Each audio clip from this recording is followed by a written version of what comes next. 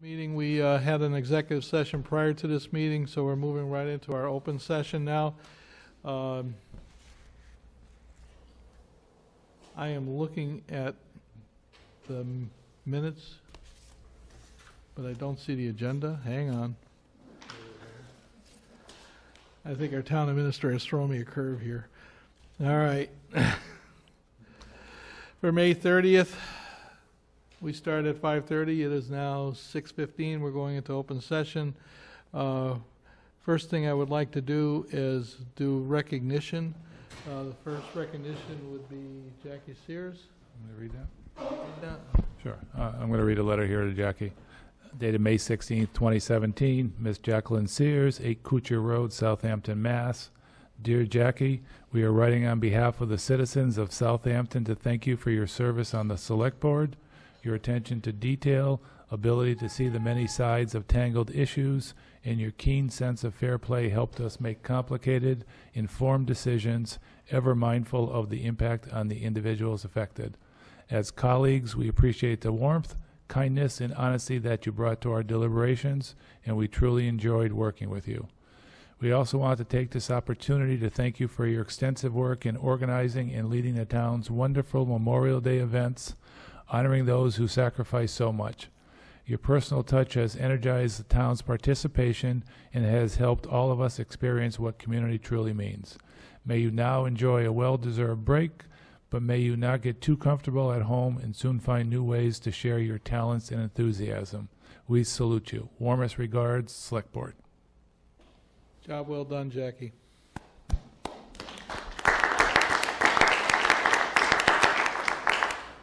The next thing we have is a letter from the police department pertaining to a fire department response that I think the town would enjoy hearing.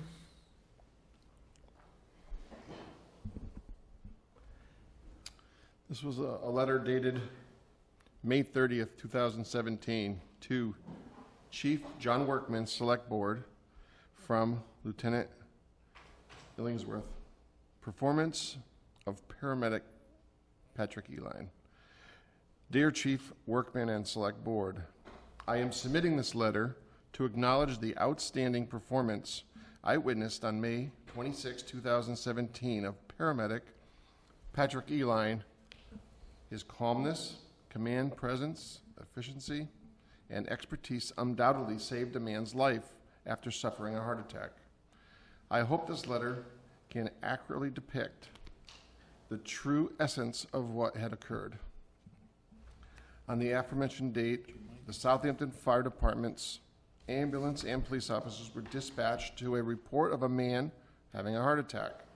Oftentimes, the nature of these calls are typically symptoms of a heart attack. However, on this particular day, the dispatcher had updated responding personnel that the patient had stopped breathing. The conditions were not optimal. The man had collapsed outside a construction site between dugout trenches. It had been raining, which had left about 2 inches of mud on the ground. Officer Grover and I arrived on the scene shortly before the arrival of the ambulance and began preparing for the use of the defibrillator and assisting construction crew members who were performing CPR on the man. The patient's face was blush gray and agonal breaths were few, if that. The patient's fate seemed dismal. The ambulance arrived with the paramedics, Patrick Eline and EMT Robert Dragon, on board. Despite the conditions and event circumstances, Patrick Eline displayed a reassuring calmness. Recognizing the fragility of the situation and the essence of time, he began providing assisting personnel with clear direction and assignment of tasks while he prepared the use of the ambulance defibrillator and heart monitor. His efficient use of resources and personnel not only allowed for the continued performance of CPR, but reduced the passage of time for the deployment of the defibrillator and intravenous medications. to be able to multitask under the present conditions and possess the ability to provide a wide array of instructions and deploy the use of the defibrillator and intravenous medications is a true testament to Mr. Eline's expertise. Within a few minutes, the patient began displaying signs of recovery. A pulse became present. The patient began to breathe on his own. A brief time later, and my amazement, the patient regained consciousness, began to speak. His life has been saved. I credit this not as a miracle, but rather the outstanding performance of paramedic Patrick Eline, to which I believe he should be commended for. Respectfully submitted to Illingsworth, Southampton Police Department. I think that's outstanding. Very much so. I think it's well done of our fire department. Mhm. Yeah. I think the chief should put that in his personnel file. Absolutely. Thank you, chief. Now, the next topic, Janine, our town clerk has now disappeared. Chief, you want to see if Don Snyder's in the hallway?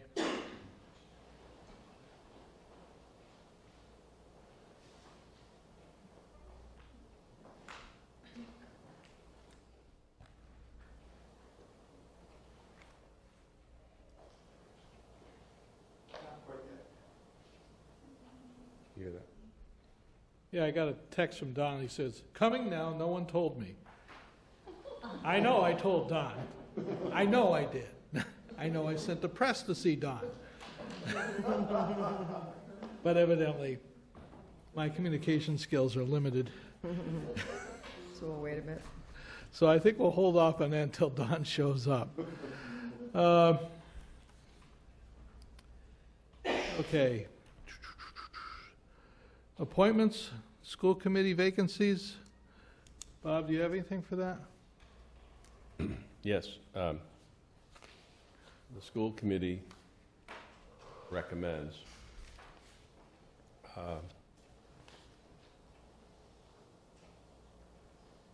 Mr. Bennett, who was here. Yes. Ben, you want to take I a did photo? ask that he come and maybe answer any questions you might have. Could you tell us a little bit about yourself, sir? Sure. My name is Gregory Bennett. I live at 307 College Highway. I've been a resident of town for about almost 4 years now. I have a daughter who's 7 years old who attends Norris School. She's in the first grade. I've been attending school committee meetings for about the past 6 months or so, just observing and everything. By trade, I'm a network engineer. I work for a local health insurance company, so I was originally attracted to Norris School to see if I could lend my technical expertise to their ongoing efforts to get a more up-to-date computer and technological environment. In particular, I've been paid attention to the recent acquisition of the 80 laptops for the MCAS. And sometimes the company I work for has the opportunity to donate laptops and used equipment to the school system, which is one of the things I'm currently looking into at this point. Oh, very good. They were asking for another round of funding for that. Mm-hmm. So you feel you'll have the time commitment to attend those meetings? Absolutely. And you'll have the, how would we say, the understanding of how to work with town government? I'm trying to be I've been getting a polite. great education the past few weeks on that sort of thing, so Yes, absolutely. It's a learning curve, trust me, I will tell you. How does the board feel? Any questions?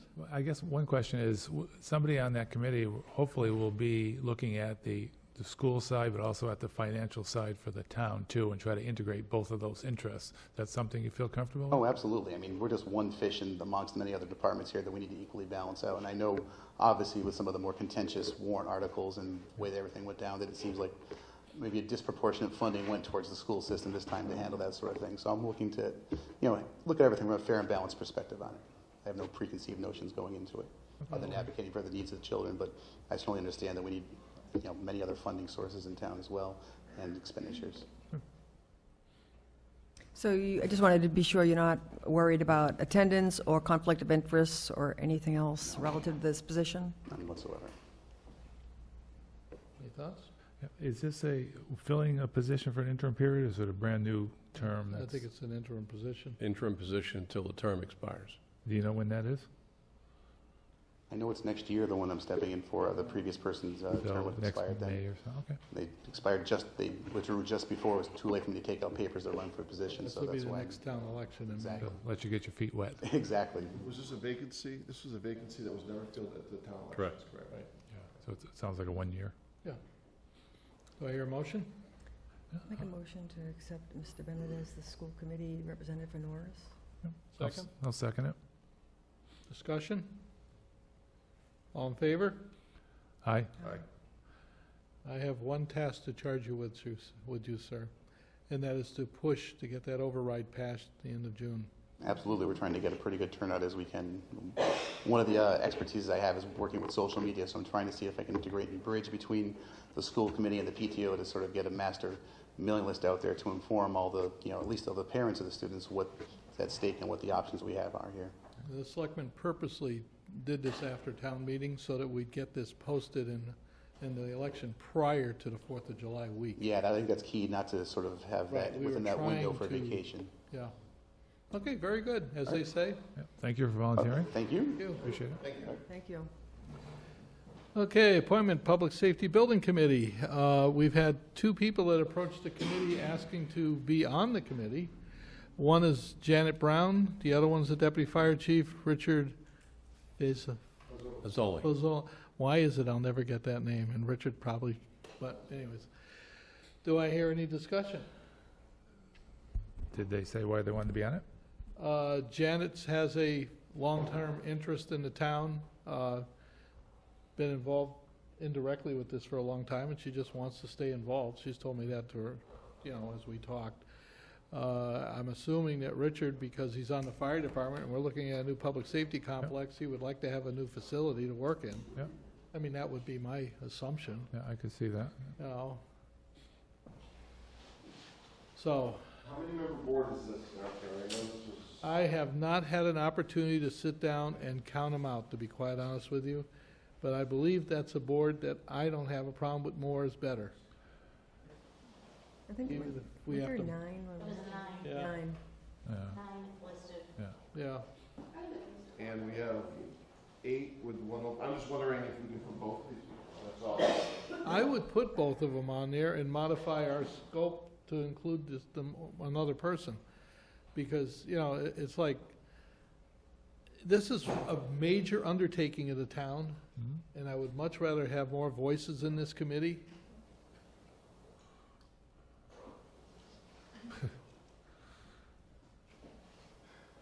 I don't know either of the people, so I can't say. Somebody in the fire department obviously will bring Right, that well, experience. the chief recommended the deputy chief, Yeah. and Janet, I've known Janet for, Okay. I don't want to say how long. So I will take your word on that one then. So do I hear a motion to appoint both of them? Yeah, I don't have a problem with that. Should we re-vote the amount of people on the board? This way it's straight up. So if it's gonna be 10, let's change it to 10, and then we can vote these people on and All everything. right, so do I hear a motion to put? I have the list right here.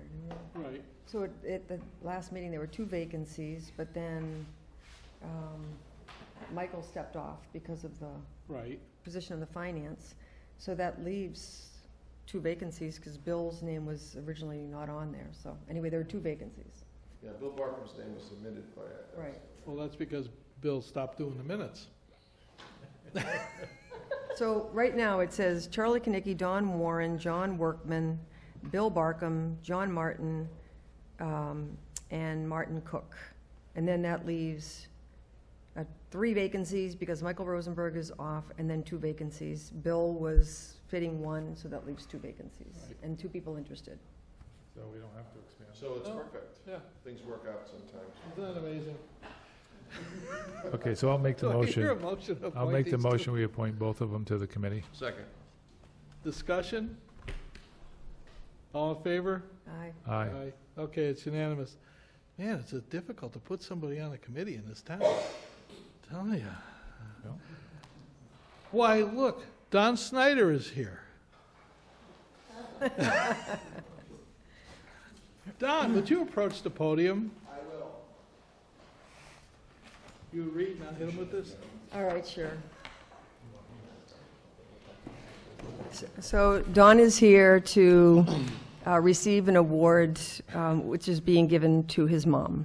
And it's the Boston Post Kane Award presented to the oldest living citizen in Southampton. And her name is Adelaide B. Buffington Salinas. Did I say that correctly, Don? You did, yes. Okay, good. So the citizens of the town of Southampton are delighted to present the Boston Post Kane Award to Adelaide B. Buffington Salinas.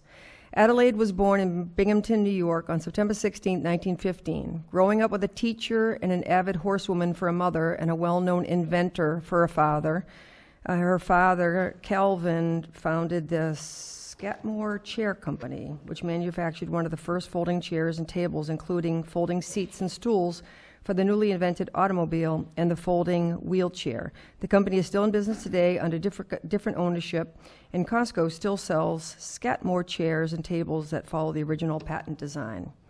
Anyway, Adelaide developed a strong sense of purpose and an optimistic can-do attitude. After graduating from Duke University, she trained as a fashion buyer in a major department store before realizing that her true passion was in the classroom.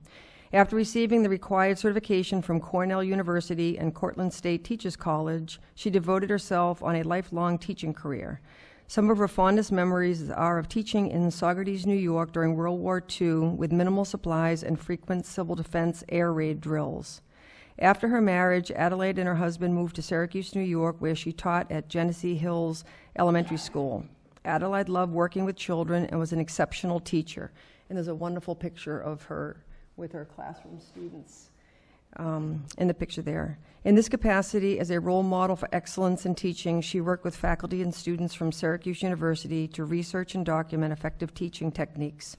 After retiring in 1972 and moving to Acton, Mass., Adelaide served as a docent in several historical museums and was active in the Congregational Church and Women's Club. Upon the death of her second husband, she moved to Southampton in 2005 to live with her son and his family. The history of the Boston Post Cane. In 1909, the publisher of the Boston Post newspaper sent a gold-tipped, hand-decorated ebony cane to each of the 700 Massachusetts towns with the understanding that the cane would be used by the oldest man in town and passed down accordingly. It was not until 1930, unfortunately, that the cane was available to women. More than 460 canes remain. That cane is actually in a glass case in the hallway in this building outside. Thank you very much. On behalf of my mother and family, appreciate it. Thank you all. Yeah, thank All you. right? Thank you.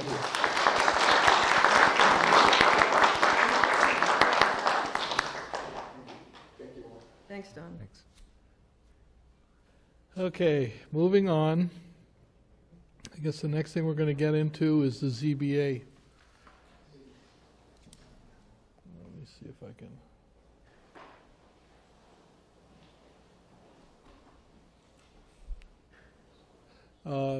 That's not the ZBA. I'm trying to do three things here at the same time, so bear with me. Basically, we ended up that we need an alternate on the zoning board. At our last selectmen's meeting, which was last week, we thought that, well, we'll just appoint 3 selectmen to it, and that way there'd be somebody to cover. It was pointed out to us that our bylaws state that we can only have 1 alternate. So first, we need to rescind the vote of last week. So do I hear a motion to rescind the motion of the vote of last week? So moved. Second? No second. All in favor? Aye. Okay. Now, we need to seriously get somebody to be an alternate for the ZBA because evidently they're having problems getting a quorum. Is it alternate or is it associate? My reading was alternate. Is it a voting member? Yes. Okay. How often do they meet? We have 2 members of the ZBA here, 3 members of the ZBA. If one of them wants to come to the podium.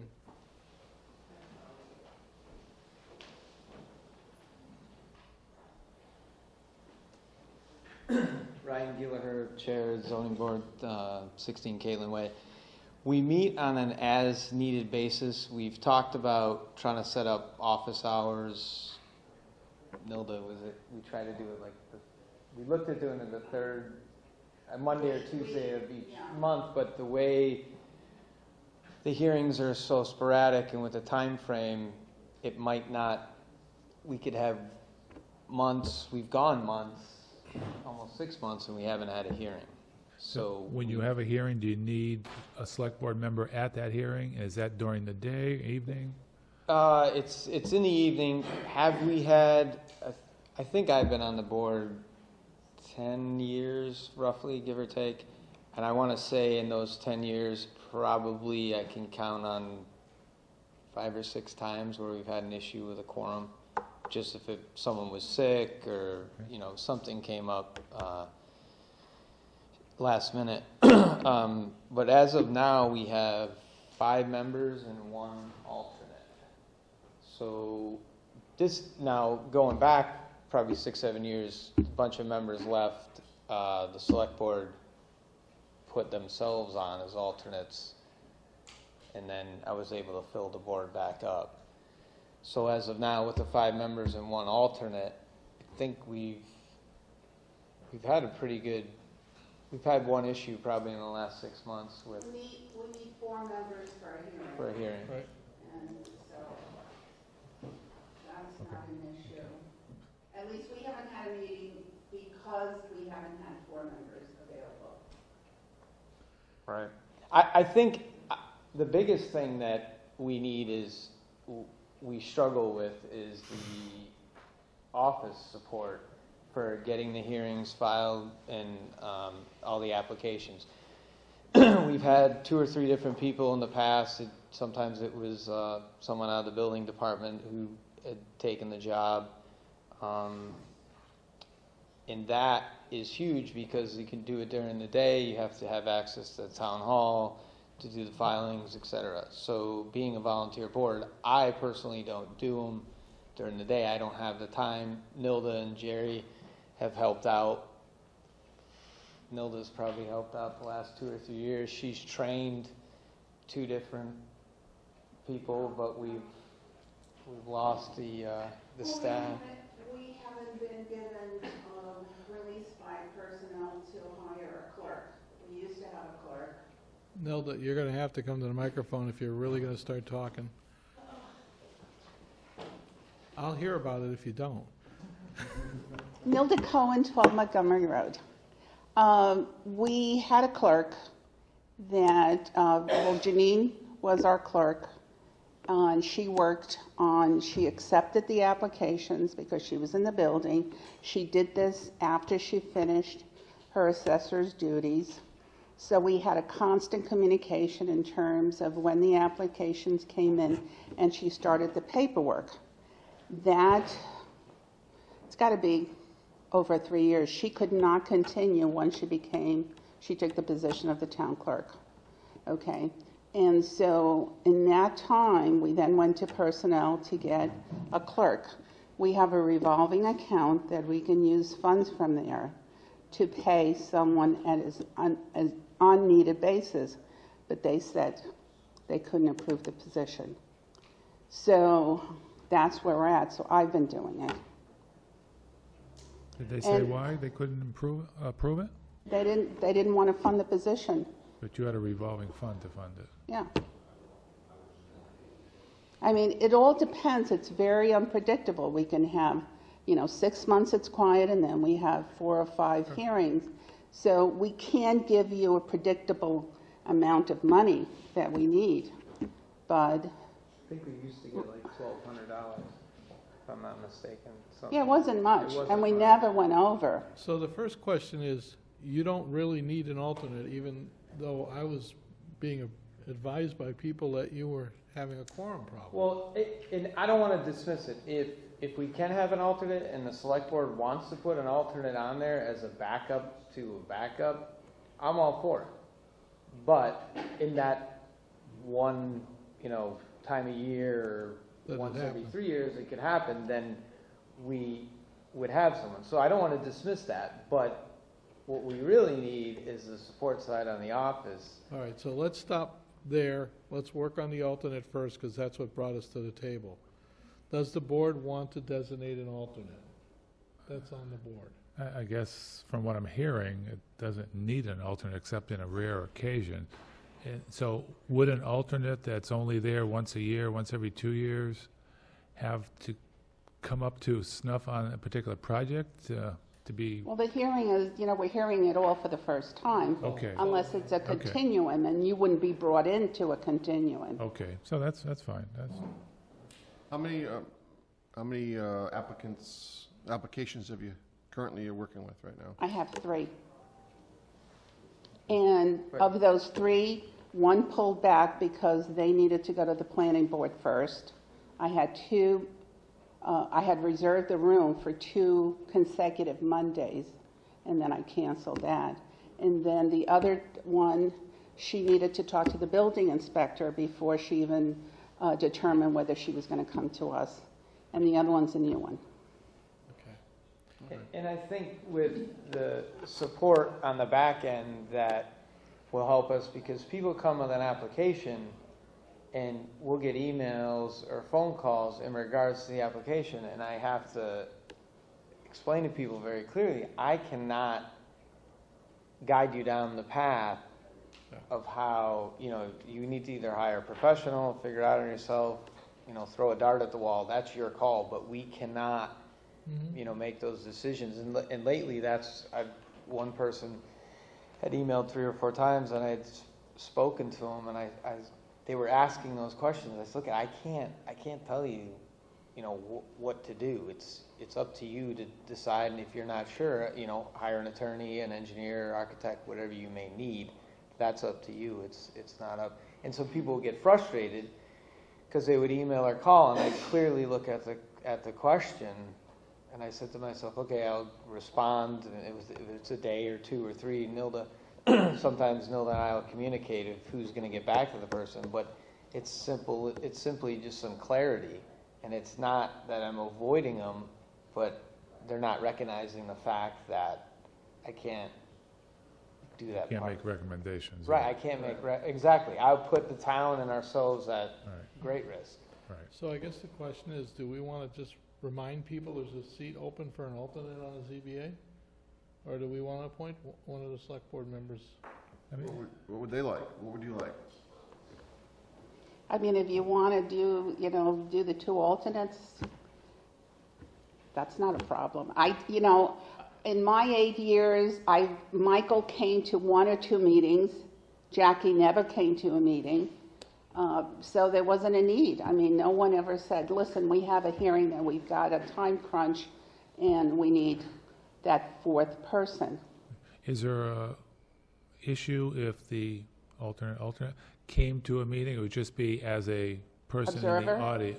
Well, anybody can sit in Right, the meetings or public. Right, so it wouldn't Yeah, compromise yeah. anything because you're an alternate though by sitting there, okay. Right.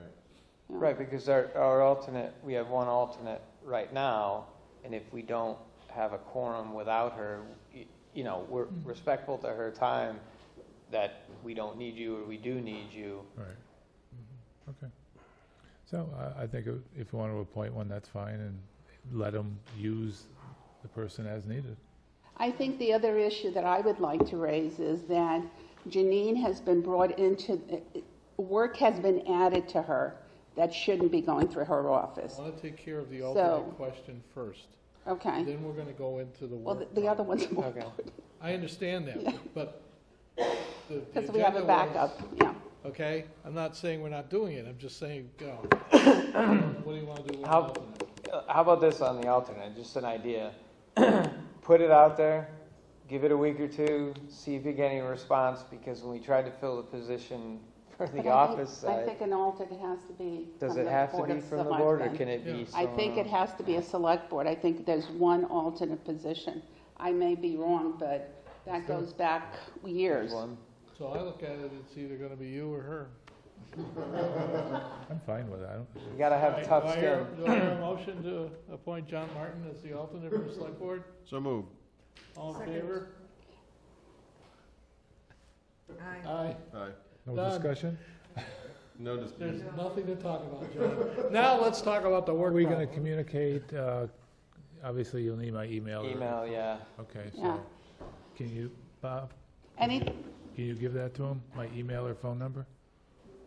Yes, sure. Yeah. Yeah, Okay, the thank you. ZBA email, correct me if I'm wrong, goes to you and I, yeah. So if she We get sends it, out, and then we're we not- respond, and then, goes from there, and then I set a time to see how many people are available, and then we notify. Don't forget, there's a 14-day period that abutters need to be notified, so things don't happen like this.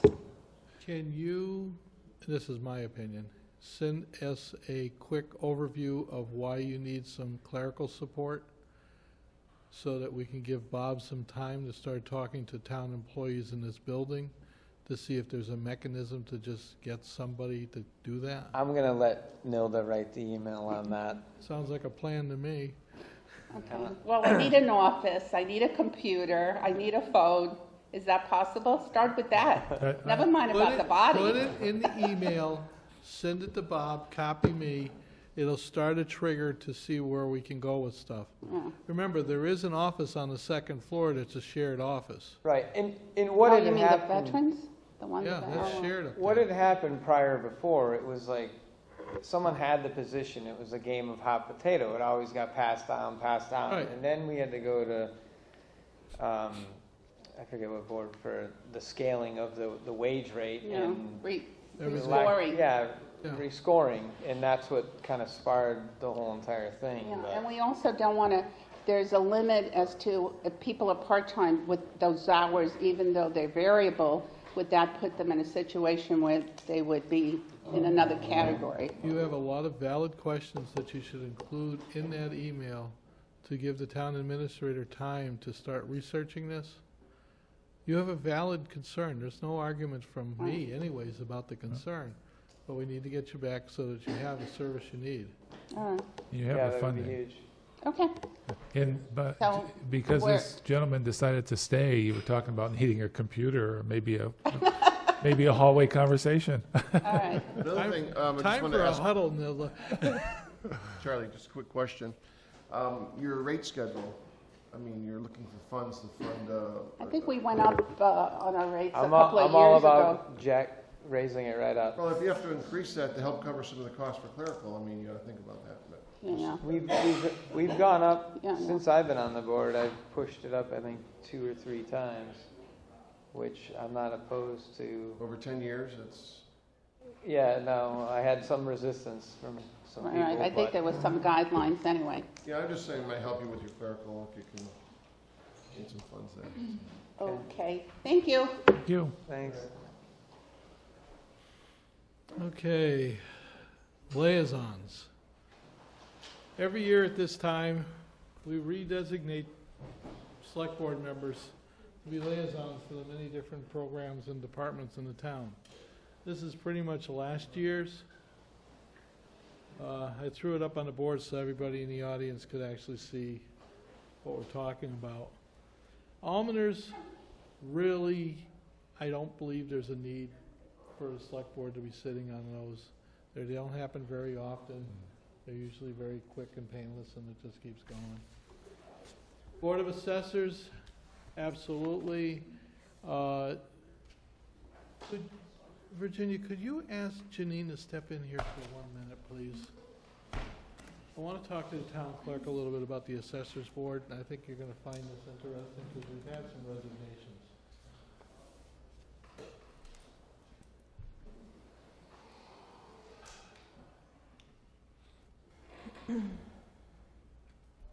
Is there a reason why there are sometimes 2 select board members?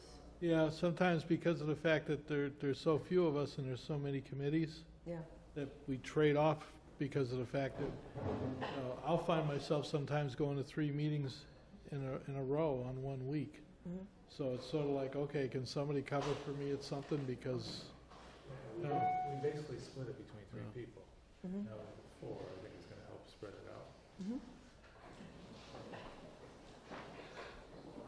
Our town clerk, I need a little guidance. We received an email today. Am I under the understanding that 2 of our assessors from the Board of Assessors have stepped down? Effective today, So we now have a Board of Assessor of 1. who was just elected this month, yes.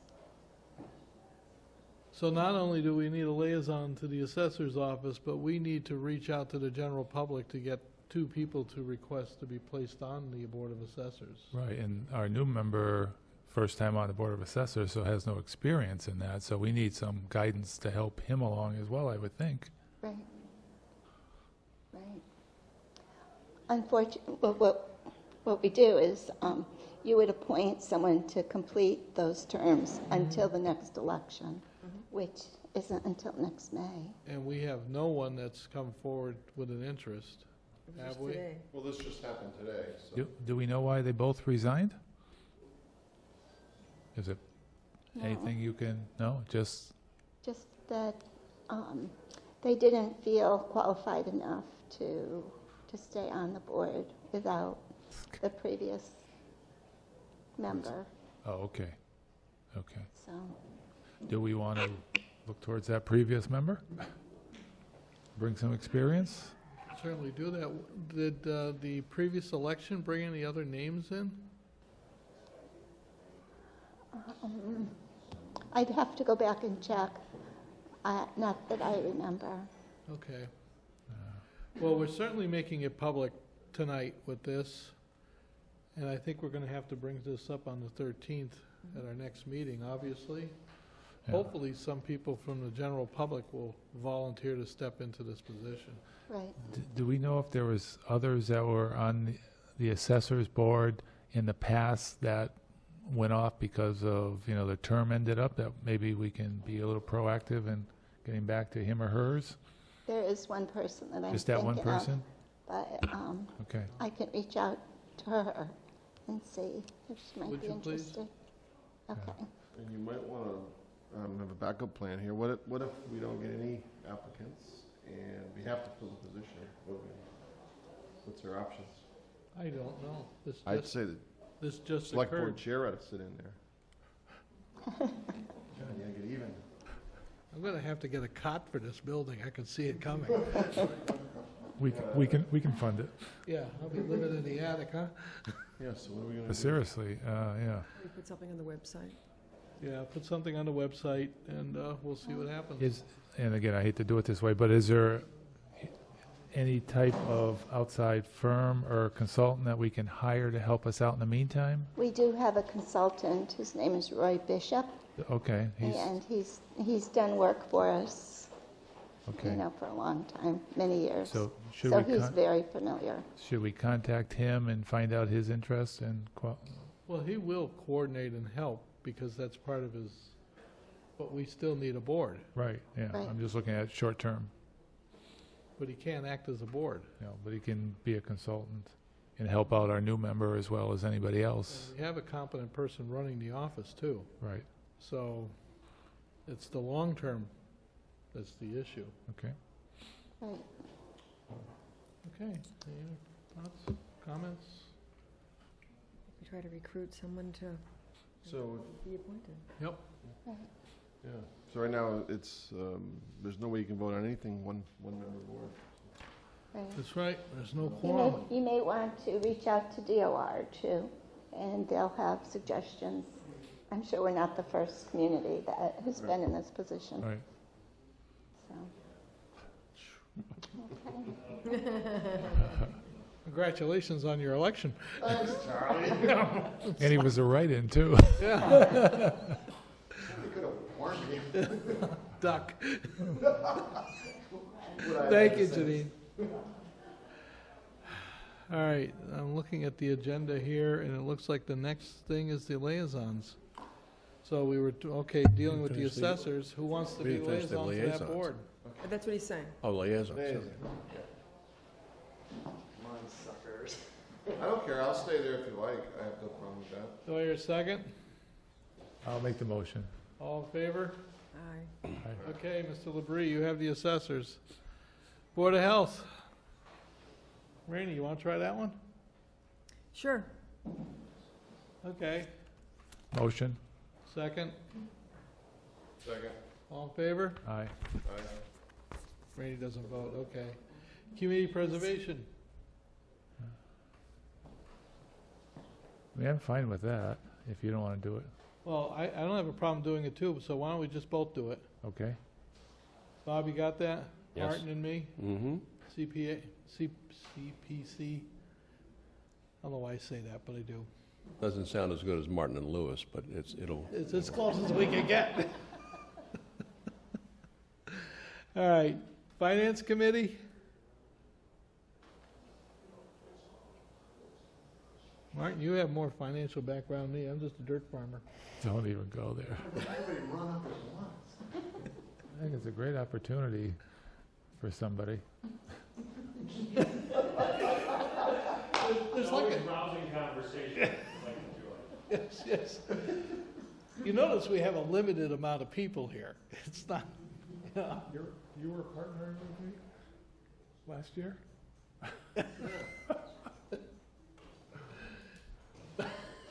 Well, if you stay on, we're going to rework this one. Let's leave it there for now. All right, same thing, Martin and LaBrie. I'll take fire, only because I seem to be ending up in the fire truck every time I turn around. Is that okay with everybody? Fine with me. All right. Yeah. Now, the Greenway Negotiating Committee is done with, as far as I understand. I thought that committee was, once we do the engineering work, they're gonna start the purchase of the land. But is that the Greenway Committee that's doing it, or the Greenway Negotiating Committee? I don't know. Okay. I've been told not to get too deep into that, so. You One know, and the Dora? same. That's a pretty fine division of duties there between negotiating and so forth. And So- I don't know how to answer the question. I'll tell you what, I'll stay on it. How If- about we strike this and just simply call it the Greenway Committee? Well, then that would be appointed to another committee. I was appointed specifically to that subcommittee. You're just a liaison anyways. Okay, that's fine. I mean, you know. Yeah. They don't meet every, Nope. no, We used to meet fairly often when we were negotiating. yeah. Okay, so let's leave it. Just drop the word negotiating. Highway Department, all rainy. There's a different one for you. Yep.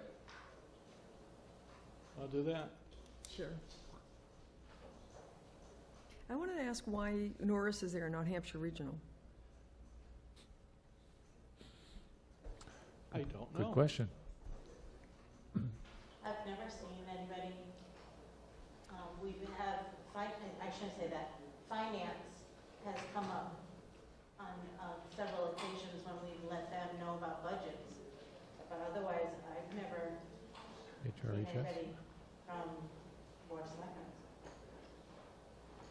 Okay. Well, if you're gonna speak, yes. Michael Rosenberg, 144 East Street, Finance Committee. So with Hampshire Regional and Norris School, the Finance Committee has been participating. One thing that's become evident is that there is more of a need for local town representation on those committees, town government representation, not only in the committee itself, but when it comes to budgeting, when it comes to collective bargaining agreements. As the executive department of the town, you have the right to participate in those. It doesn't look like we have recently, but we really should. It's one way to help control costs. You know, if we're concerned about the increases in the CBA agreements at the schools, then we should participate. The Finance Committee can't, but the Select Board or its designee, being the town administrator, could. So it's a way to answer some of those questions about why the school department salary and wages are going up, and it's a way to get involved and to try to work on those. So in my opinion, from being at both of those meetings, there should be a representative for Hampshire and Norris on those. So I guess the question is, jumping from highway down to Norris School, who wants to be on a Norris School?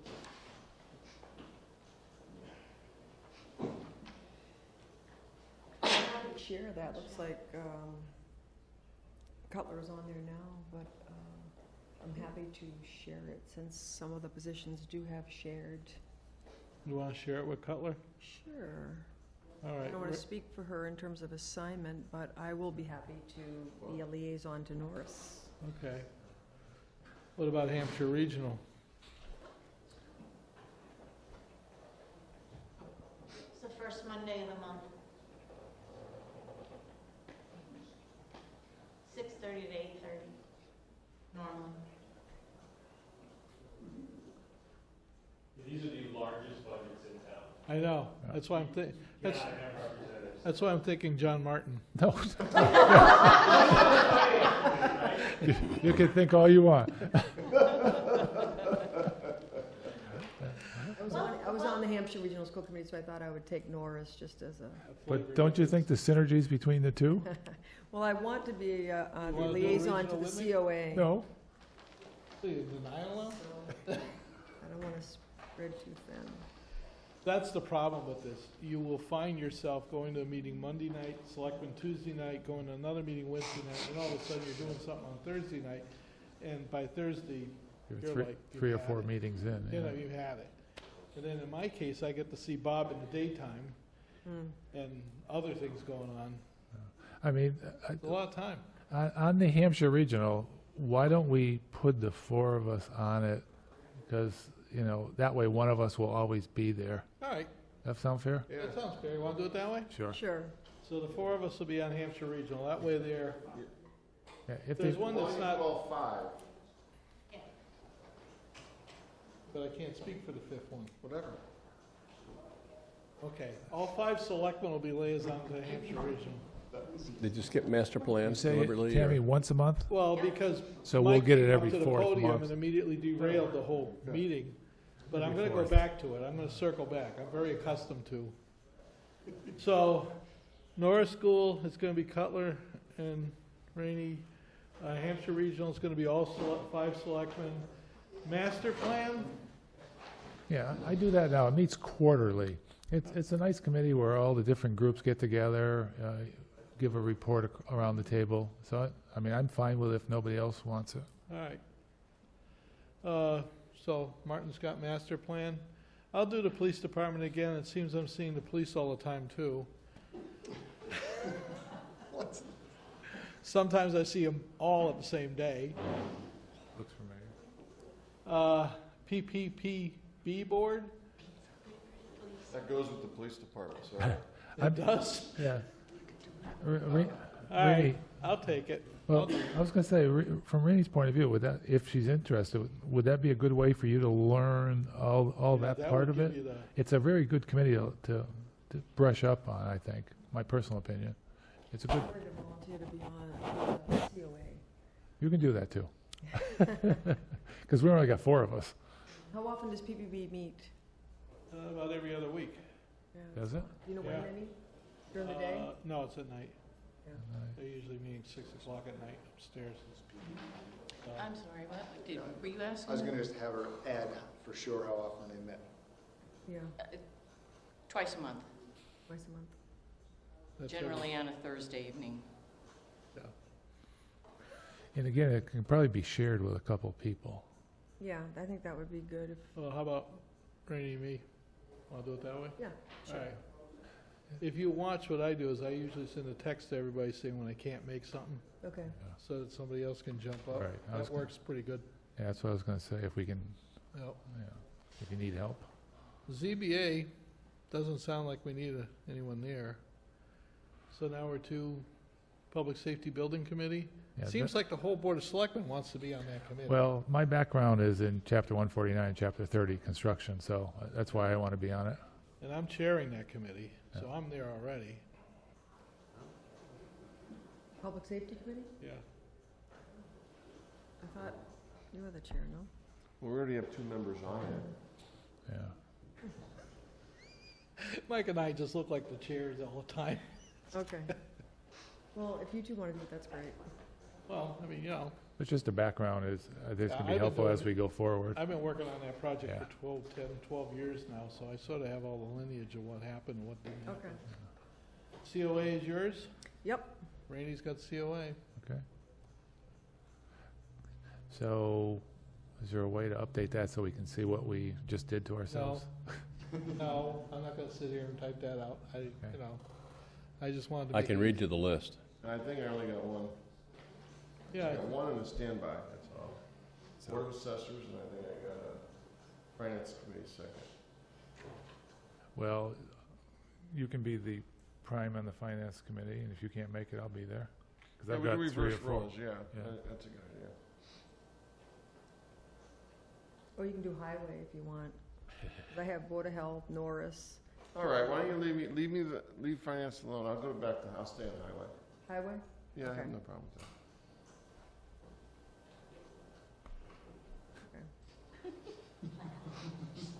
Lab's up there. It's okay, it's up there, Jim. I'm not sure if it's a golden lab or, but anyways. All right, does that work? Yeah, you still, okay, you're not updating it all, you just put that in. No, I'm Okay. not gonna sit here typing on the computer, Okay. just, yeah.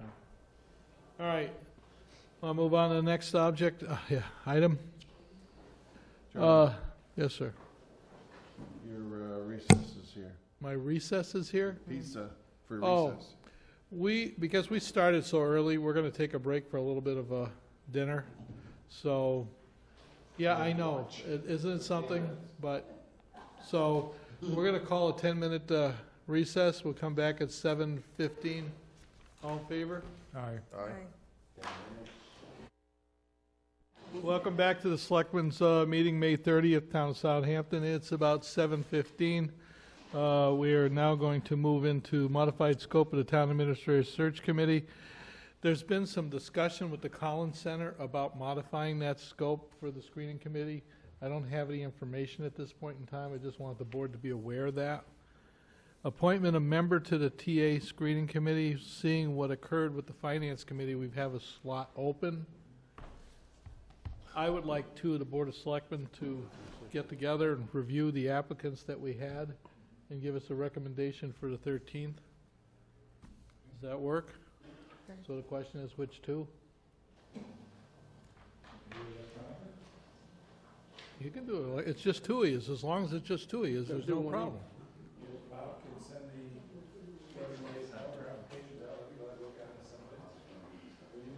I'm happy to do that electronically. The prior applications for the town administrator, because we have a seat open now, could you send those applications to Rainey and to John, so they can review and make a recommendation to the board for the next meeting? So this was when you last hired, you want to see. This is the screening committee who was appointed. We now have a Okay. seat open because finance can't sit on that seat. Okay, sure.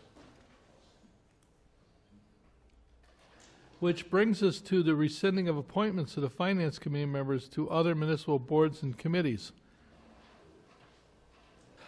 There has been a number of emails that have gone back and forth pointing to other town bylaws that support the finance committee members being on other boards. There doesn't appear to be any clarification as to which one is the actual legally enforceable bylaw. I would like Mike Rosenberg to come up for a minute because he discovered one of those bylaws, just so he can explain to the audience a little bit of what he saw. Michael Rosenberg, 144 East Street Finance Committee.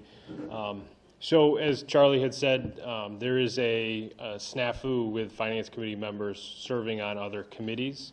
The language in our bylaws says that we are not allowed to serve, I think, as elected members on other committees. We were always under the impression through previous guidance that we were able to do that, and that caveat was based on not being able to be elected at town meeting to another committee.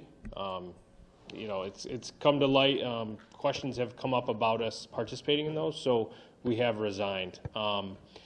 If you review the town bylaws themselves, our finance committee bylaws have been in there for a while. I don't know the date, there isn't a modified date next to those. If you look at the PQB, which we serve as a voting member on, and the community preservation, which we serve as a voting member on, both of those have finance committee members participating as voting members in their bylaws. You know, at first glance, it looks like bylaws were changed for those subcommittees to allow us to participate, but our finance committee bylaw was never changed to reflect that. You know, so it was never a full bylaw review for all of those. You know, like I said, since we have resigned from those, we can still act as liaisons. We can still participate in open meetings, as can everyone. We didn't want to go forward with spending money to research the issue at this point in time. It didn't seem prudent. So, Any other questions for us? I just wanted to give a quick overview from the finance side. We never, as a board, rescinded any appointments. Everyone that was on those boards resigned. Correct. We resigned minutes, to be honest, just to avoid the controversy. I think everyone just resigned. I think it's unfortunate for the committees. I think the members that participate provide good value. They're useful. I think on my personal level, finance committee members should be allowed to participate on subcommittees, if the subcommittee is set up by the select board, the finance committee member should be able to participate as a voting member. I think we have a vested interest in the town, just like a select board member would as a voting member or someone else from a department in town. We are reviewing the bylaws as a whole in the town right now, and that's something we're looking into, is changing in ours, because we'd like to be able to participate. Our members offer good value, and we want it to be clearly stated that we can participate in those, and not to be elected at a municipal town meeting or an election to participate in, just to be appointed as an ad hoc committee and be a part of that. So. All right, it seems that Virginia wants to say something.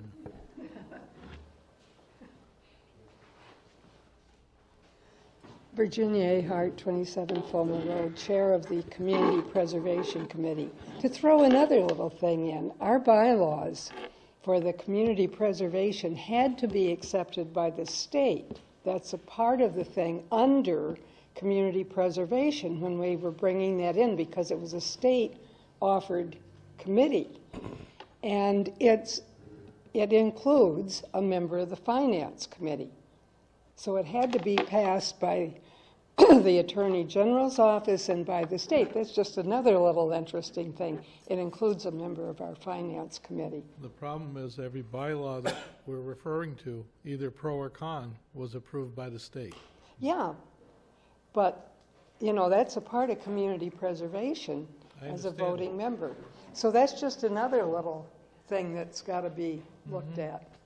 But the bylaw committee, which I also serve on, is looking at that. We're waiting to hear the recommendations from the Finance Committee before we present that to you for review.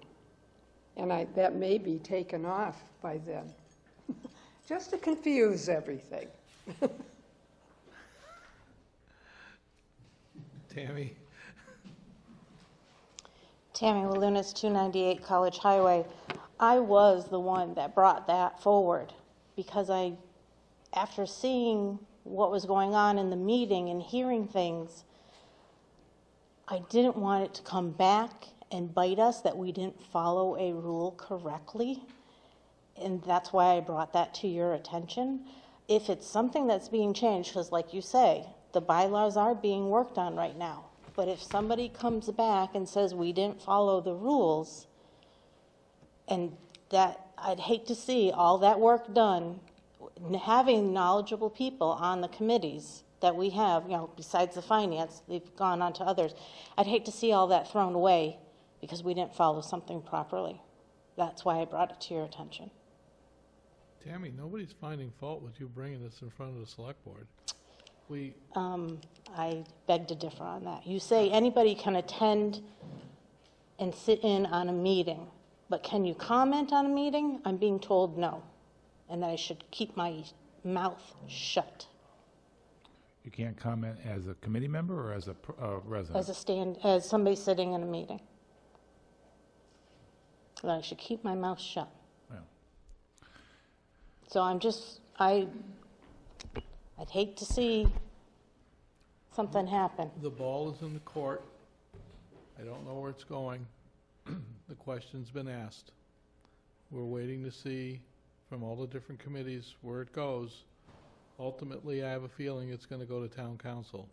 Okay. Yeah, that was the first paragraph. I know bylaws are being modified, but it's just trying to cover a back. Can I just clarify? So what I'm hearing is that community preservation has bylaws that says that a finance committee member is on the committee as a voting member. The town bylaws are being reviewed, which would allow people on finance to be on other elected and appointed positions. But finance committee bylaws have not been updated in a while, and they still hold on to the idea that they're not on as elected or appointed people Yes. in town committees. Yes. So there's just a disconnect and that has to get worked out. Okay. Yeah. Okay, thank you. Thank you. Mr. Rosenberg? Just one more thing, just so everyone knows, there isn't any ill will from us for not being on those. We want to follow the rules, none at all. I mean, we appreciate the information. And we intend to participate as liaisons, as audience members in some of these committees. We don't plan to just walk away from them. So, we'll still be around. We won't be sitting at the table, but we'll be there. So, and if there's any information needed from us, we'll definitely be willing to help. We have decided at our meeting earlier today to remove that language from our bylaws. So it has been modified. It needs to be cleaned up and then put into the pile of bylaws to review. If there's any way to push that forward, if someone sees fit to allow us to participate on other committees, that's fine. But we will have all our ducks in a row until the bylaws get approved. So. Any other comments? Okay, then let's move on to, there's no action for the selectmen, and we'll see where we go with that. Reports. I guess I will start with what MPO is, Metropolitan Planning Organization. I ended up being elected to this organization, and if you look at this map, I basically represent all these small towns here, including Southampton. This is the first time I can tell that Southampton's actually had representation in this committee. I can't make that slide any larger, but the committee basically is the Secretary of Transportation, Secretary of Highway Division, Chairman of Pioneer Valley Planning, Pioneer Valley Transit Authority, Mayor of Springfield, Chicopee, Agawam, Northampton, Belchertown Selectmen, and Southampton Selectmen. We are the voting members that make determination of where the money that the federal government ships to this region goes for road replacement, repairs, replacements, so on and so forth. To give you an idea what we're looking at, and I'm apologizing for how small it is because I can't make it larger, this happens to be the coming year Glendale Road in Southampton, which is somewhere between $2 and $3 million. What happens is this committee gets a 5 to 6 year plan as to what roads need to be repaired, all the rest of that, in the entire region. And this committee votes what roads are the priority for what given year. This is what sets the tone as to what you're going to see for construction in your towns.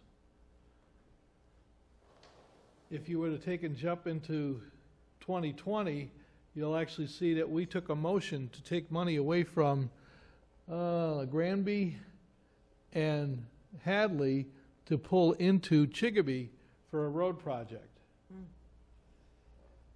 This committee has a lot of influence to take and make things happen in the region as to what's a priority. I went through the files for the next 5 years, and East Street does not appear on this list. There hasn't been any representation from this town, and it appears the reputation we used to have was from a town quite a distance from us. I don't know how this is going to evolve. I find it kind of interesting that I'm sitting with the mayor of Agawam and the mayor of West Springfield on this panel, and they basically have the same vote that we have now. So this is a few-year project. This isn't meant that something's going to happen next year with this, but I want you to be aware of the fact that this is how this goes. Another discussion I had off record was about bringing a bus route into Southampton because of the fact that we have no bus service in this town at all. So stay tuned. They only meet about 4 times a year. They'll probably be meeting, we'll say the end of September, because there'll be additional federal funding coming through. But the trick of the trade, as far as I can tell, is we have to have what is called shovel-ready projects. We have to have the design at least at 75% to make things move. So unless it's up to 75%, we're never gonna get in front of the committee to move anything. Is that for the next year, or? And a year after, and a year after that. Just because you're 75% doesn't mean that there's gonna be funding for 2019 or 2020. You got a better shot. You got a better shot, your percentages. The other part to it is, if you have a lower dollar amount, and there's extra revenue that comes at the end of the year from the federal government, if you have a shovel-ready project, you could move it into a quicker project to do. Let's say hypothetically, right now, we're looking at doing East Street and the entire length of the bridge, but let's say we got shovel-ready from East Street to the bridge. It would be a lower dollar amount. And by the way, this does not fund bridges. All right, that's different. That's different. This is roadways and that. So, we'll see how it evolves, but there it is. You're going up against some big mayors, cities. The cool thing is I have equal vote, and the other cool thing is I happen to know all these mayors because I've dealt with them in a prior life. You're just cool. How many year appointment is this in the committee?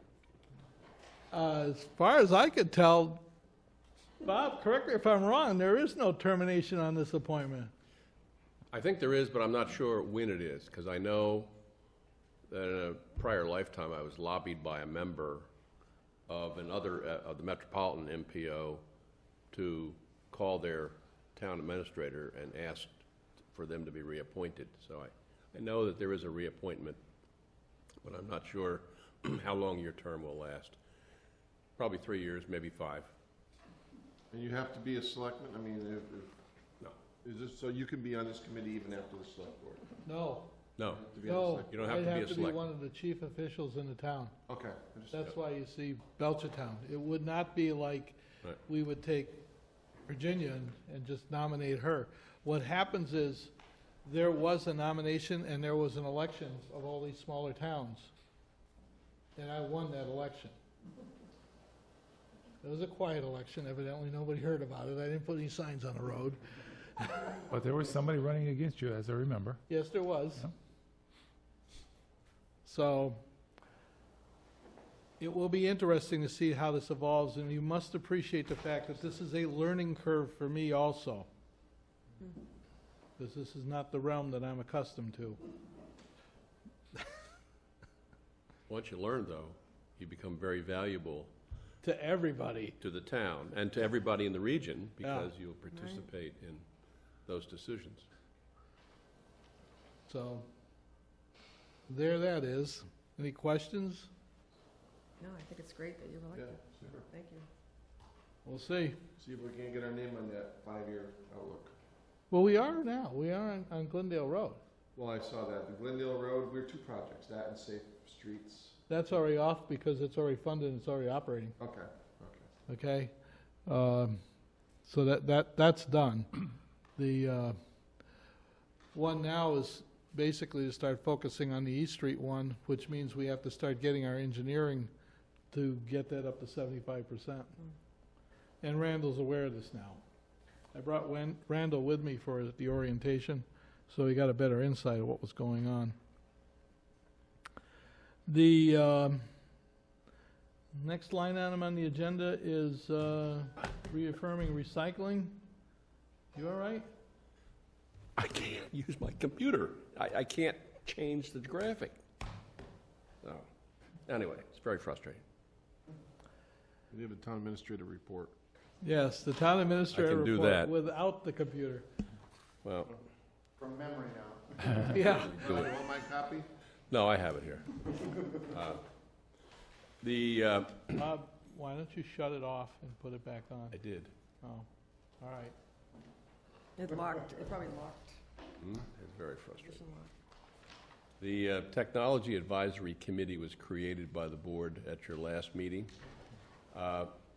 We'd like to make some appointments. You had suggested that maybe we should approach department heads that would it be anybody besides department heads? Do you want to put any knowledgeable citizens on there? Because I'm going to meet with the department heads tomorrow.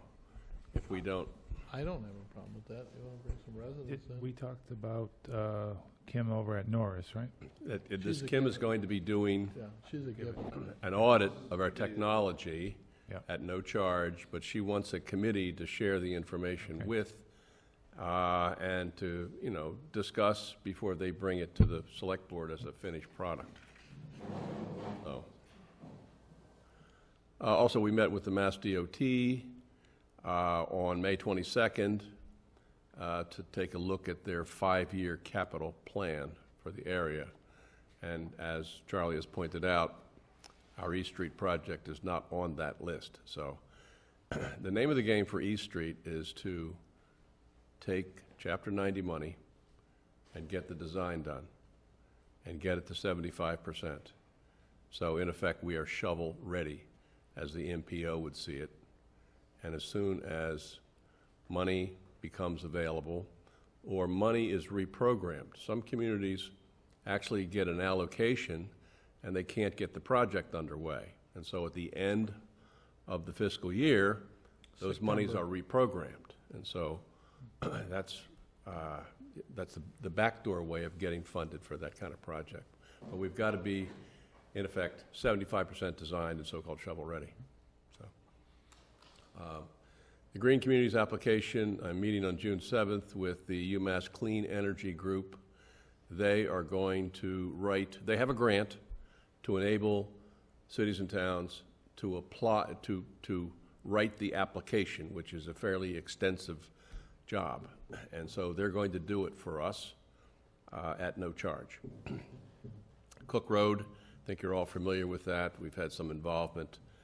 Actually, a slew of emails back and forth about this project and when it's going to be ready for the board to sign on for the CR. The technology grant meeting, also through Kim Florick, the town was part of an application for a technology grant that will enable participating communities to set up a document management program. I can't think of anything as important for the internal workings of the building as a document management program. Not only will we start storing all of our files electronically, have them backed up, but also this exploding paper that we see in all the offices with cabinets and cabinets full of paper. I mean, we can start whittling that down. So that's also on June 7th. If anyone would like to attend, it's in the evening. It's at 6:30 in Williamsburg. The audit documents are nearing completion. I filled out the town administrator report for the auditor and filed it with them. And also, I discussed the end-of-year financial transfers with the town accountant today. We'd like to do the select board portion of that on June the 13th. And so between now and 13 June, we will come up with the list of funds that we have available and places where we need to reprogram funds. Process is the last 60 days of the fiscal year. You can transfer funds from one budget to another budget with a vote of the Board of Selectmen as well as concurring vote by the Finance Committee. So that's typically what's done in most communities now at the end of the year. We obviously do have some needs. The legal account, I'm sure, is going to be one of those places where we need to put money. And we'll use that process on the 13th. We have until the 15th of July, when the books are closed, to make any changes. Fiscal year ends June 30th, but we don't close our books until the middle of July. Board of Selectmen meeting on June 13th. Department head meeting tomorrow at 10 o'clock. Also, we agreed today that the second June meeting of the Board of Selectmen will be the 27th, correct? Okay. Which is just before the town election. Yes. That's the report. Also looking at having select board meetings one time a month in July and August. I don't know if we're gonna get away with it, but that was the thought. Do what we need to do. Okay, thank you.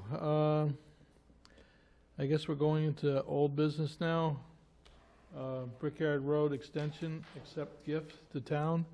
That was voted on at town meeting. It was authorized. We have an instrument that we have to sign for the deed. I believe Bob has a copy of that. I do. Basically, it's just a vote that we accept the property as town property.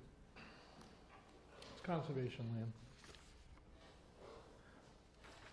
Do I hear a motion to accept the gift from Mr. Howland for Brickyard Road Extension? Yeah, this is the one that passed at the town meeting that I was Yep. talking about. Yep, it passed the town meeting, the funding was passed, and all the rest of that to pay the attorney and all Yeah, that. I'll make that motion. And second, Second? all in favor? Aye. Aye. Unanimous?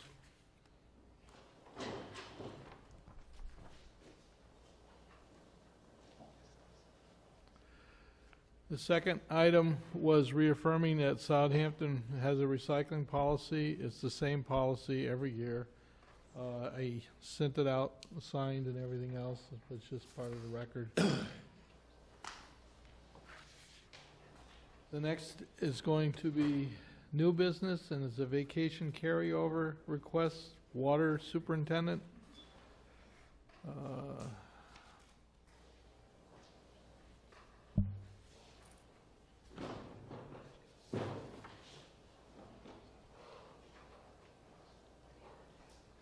Bob, do you have that paperwork?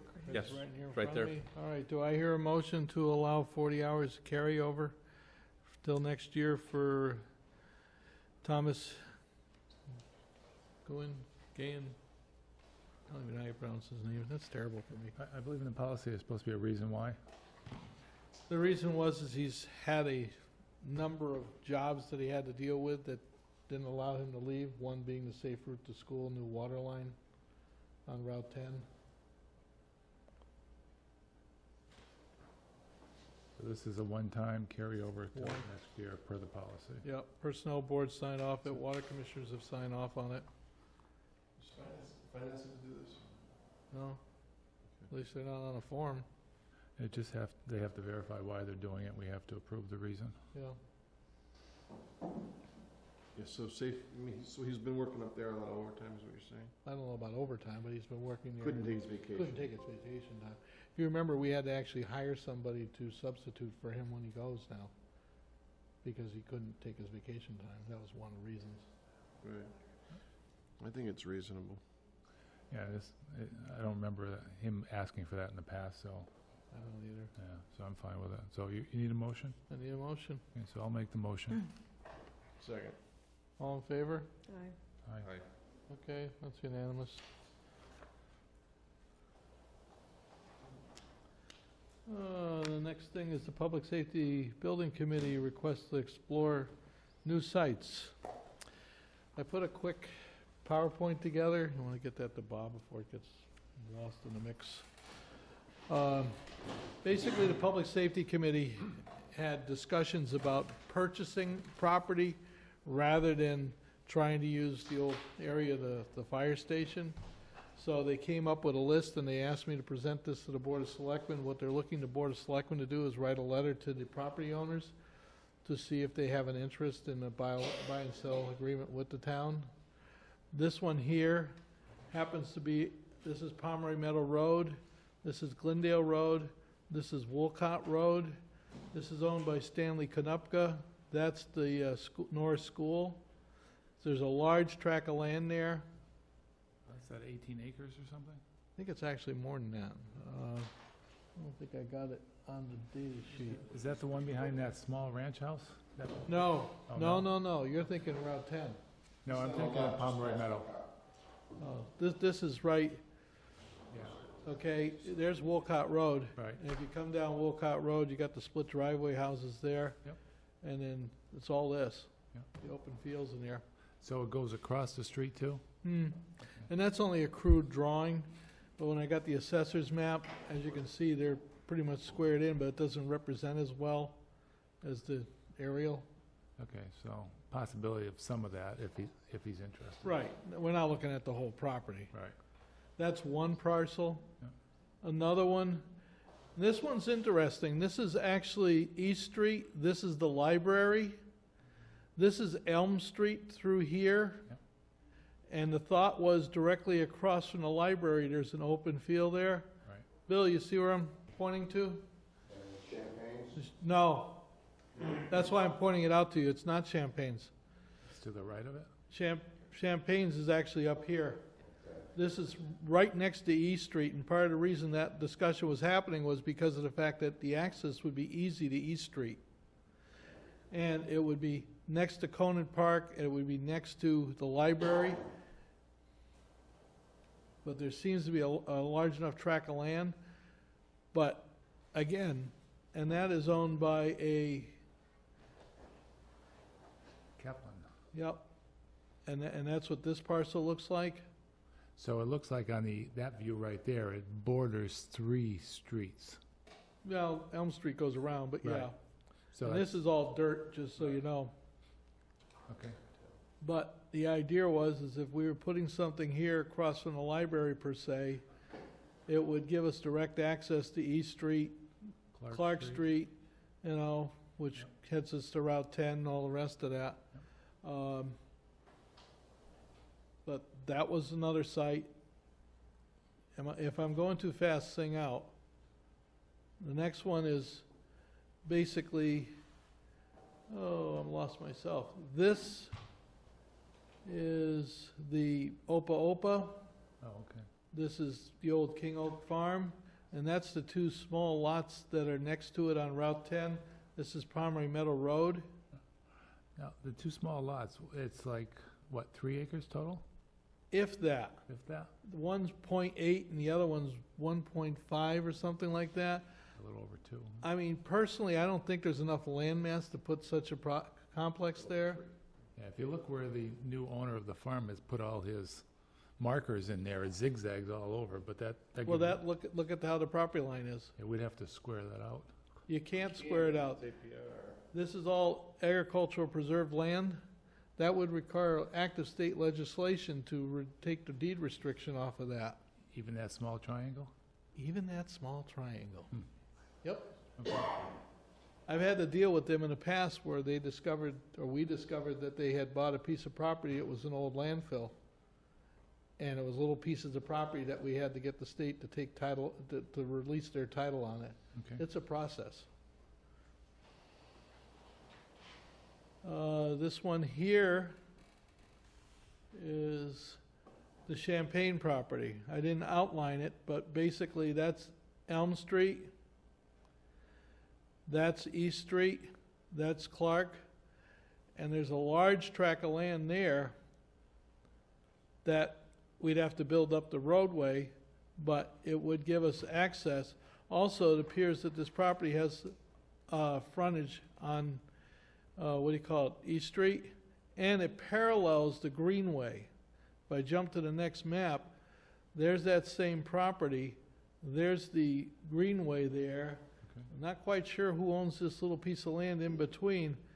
In my grandfather's days, that was a railroad depot, so it could entirely belong to the railroad. It just ends up that it doesn't show up on the assessor's map. No, it's actually in private hands. I looked at that because it's useful for parking, greenway parking. And Yep. It's in private hands. New York, I'm thinking corporation, not sure. Really? So they must have owned the railroad depot.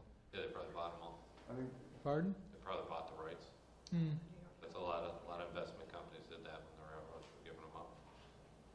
So, long story short, that's another parcel that would be acceptable for landmass. And we were looking for flat, easy constructible land. Remember though, when you look at flat, easily constructible land, you're competing with development, and that cost might negate what it would cost to develop this next door, so it could end up being the same money at the end. But the committee wanted us to reach out to all the different property owners and ask them if they had an interest, so I'm trying to give the board sort of a quick overview. Do you have more properties? Yep. Okay. This is Clark Street, this is Keystone property right here, and this is Bruce Coombs' property here. Remember, this is just a rough sketch.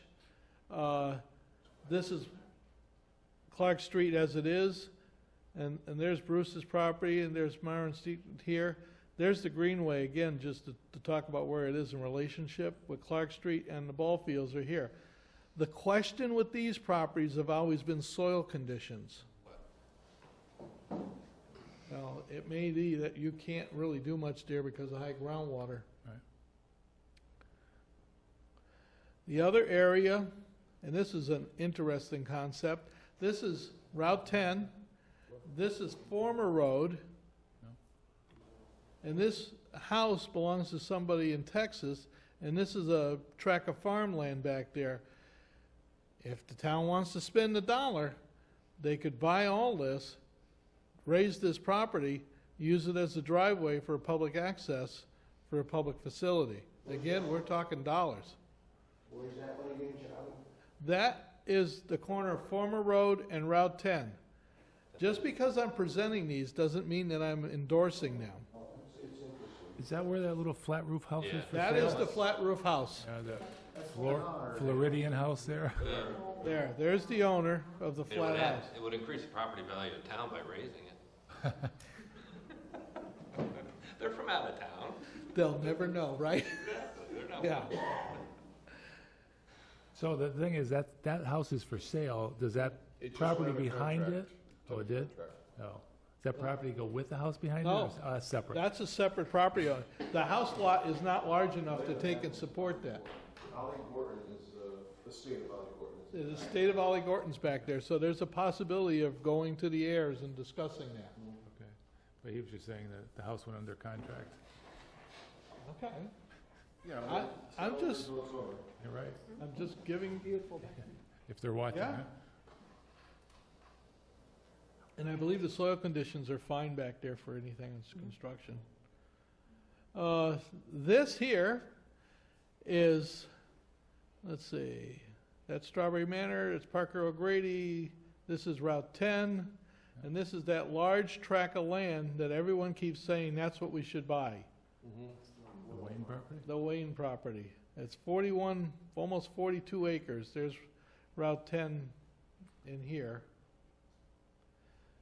As you can see, that's a large tract of property. That is way beyond what we need for construction. What's that pathway in the back? Is that the That right is path? the Greenway. It's the Greenway, okay.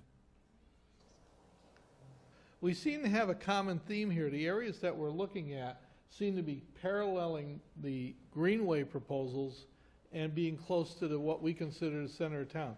These are all within basically a half-mile hub of the present fire station. So that means that from an insurance point of view for our fire insurance, it shouldn't create a burden for one family at one end of the town and a benefit for another. It should stay the same.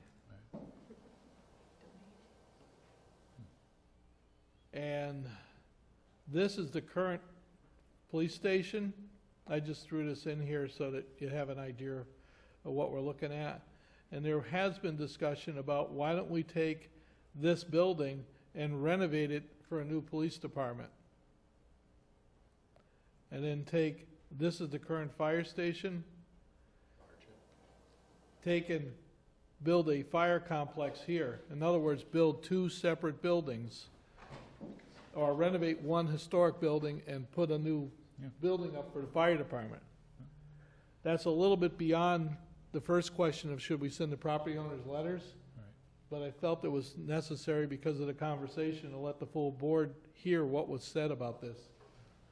But also, it may be, because I know we talked about it on the committee, separate buildings, it may be that fire station could be put on one of those other locations too. Because that's $1 million site renovation that we talked about. So that's a lot of money to renovate that site. So I think all those possibilities are good. So I guess I would entertain a motion to send a letter to these property owners asking them if they have an interest in discussing purchase and sale with the town. So it's just to ask if they have an interest in discussing purchase or sale of some or all of the property. Right. Because we don't need like 49, 50 acres, for No, instance, so. no. Well, you wouldn't have to, you could buy a portion of it. If they were willing to sell a portion, otherwise it's eminent. Right, you could offer to buy 8 acres up front, if that's what it. I just want to make it clear that we're not necessarily looking to buy everything that a particular homeowner owns. No.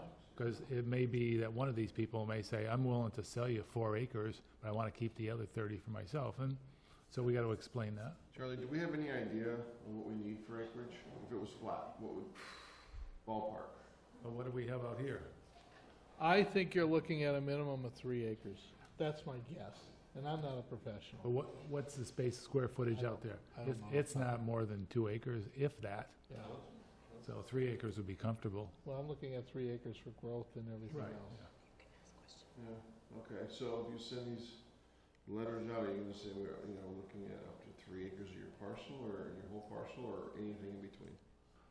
I would recommend that we send a letter to the owners telling them that the town's looking at it at the interest of putting in a public safety complex. We're looking at a minimum of 3 acres. And we are looking at your property amongst others, and we'd like to know if you have any interest in working with the town on this project. And then see what happens. I think somebody wants to say something, but. Does Tammy want to say something? Tammy Walunas, 298 College Highway. Off the record. You're in the wrong place. You can. I'm off glad, the record, right? Yeah.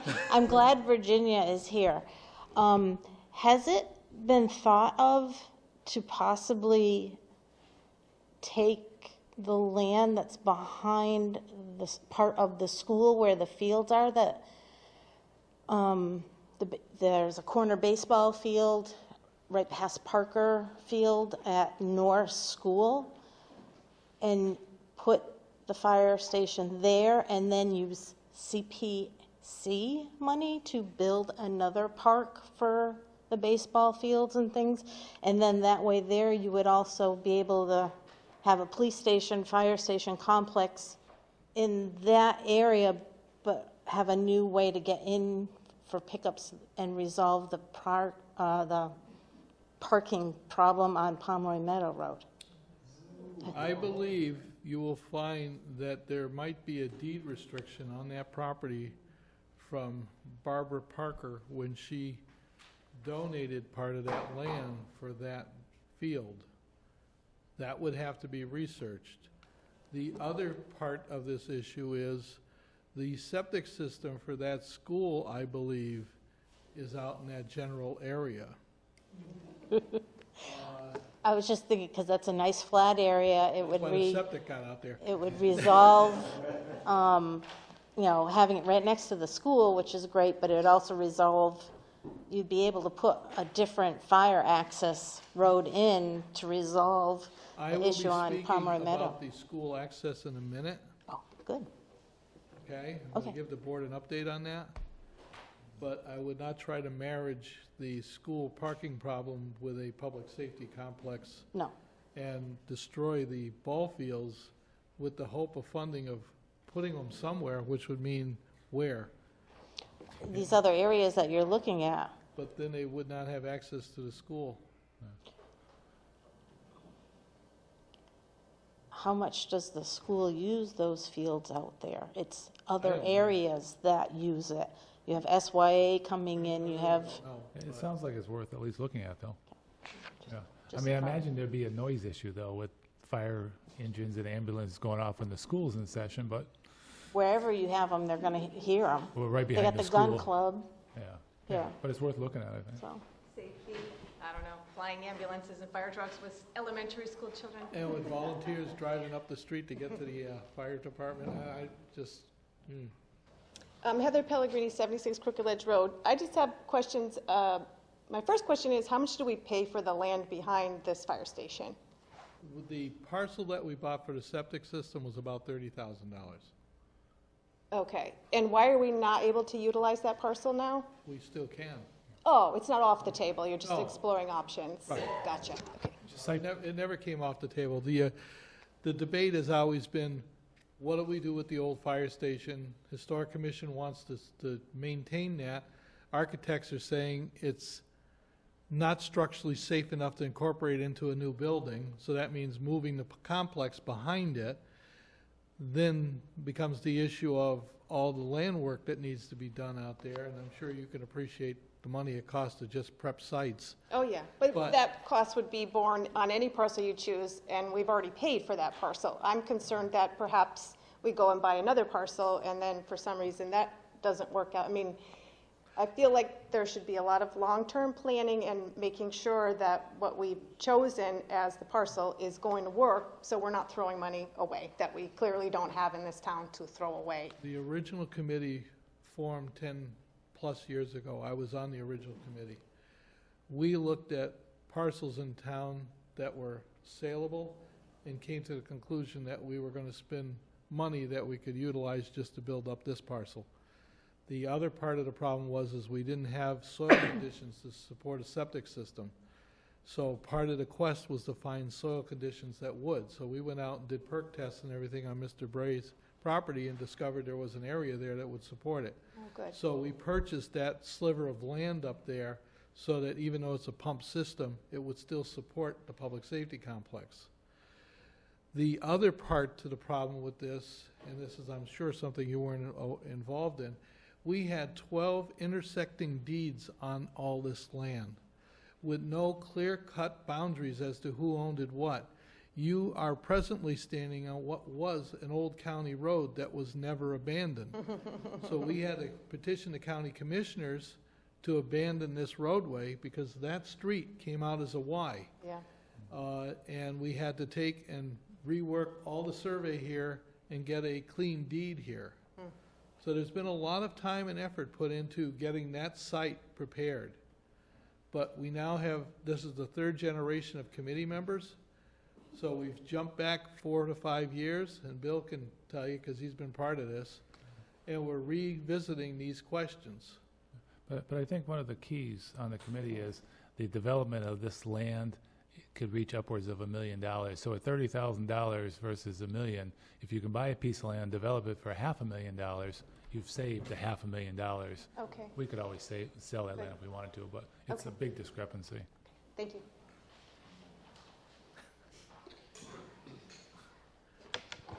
Virginia Ahart, 27 Fulmer Road, Community Preservation. If you were to look at the two separate buildings, renovate the old town hall for the police, keeping the facade of it, you could probably get historic grants, and you could get, depending on your community preservation committee, some funds.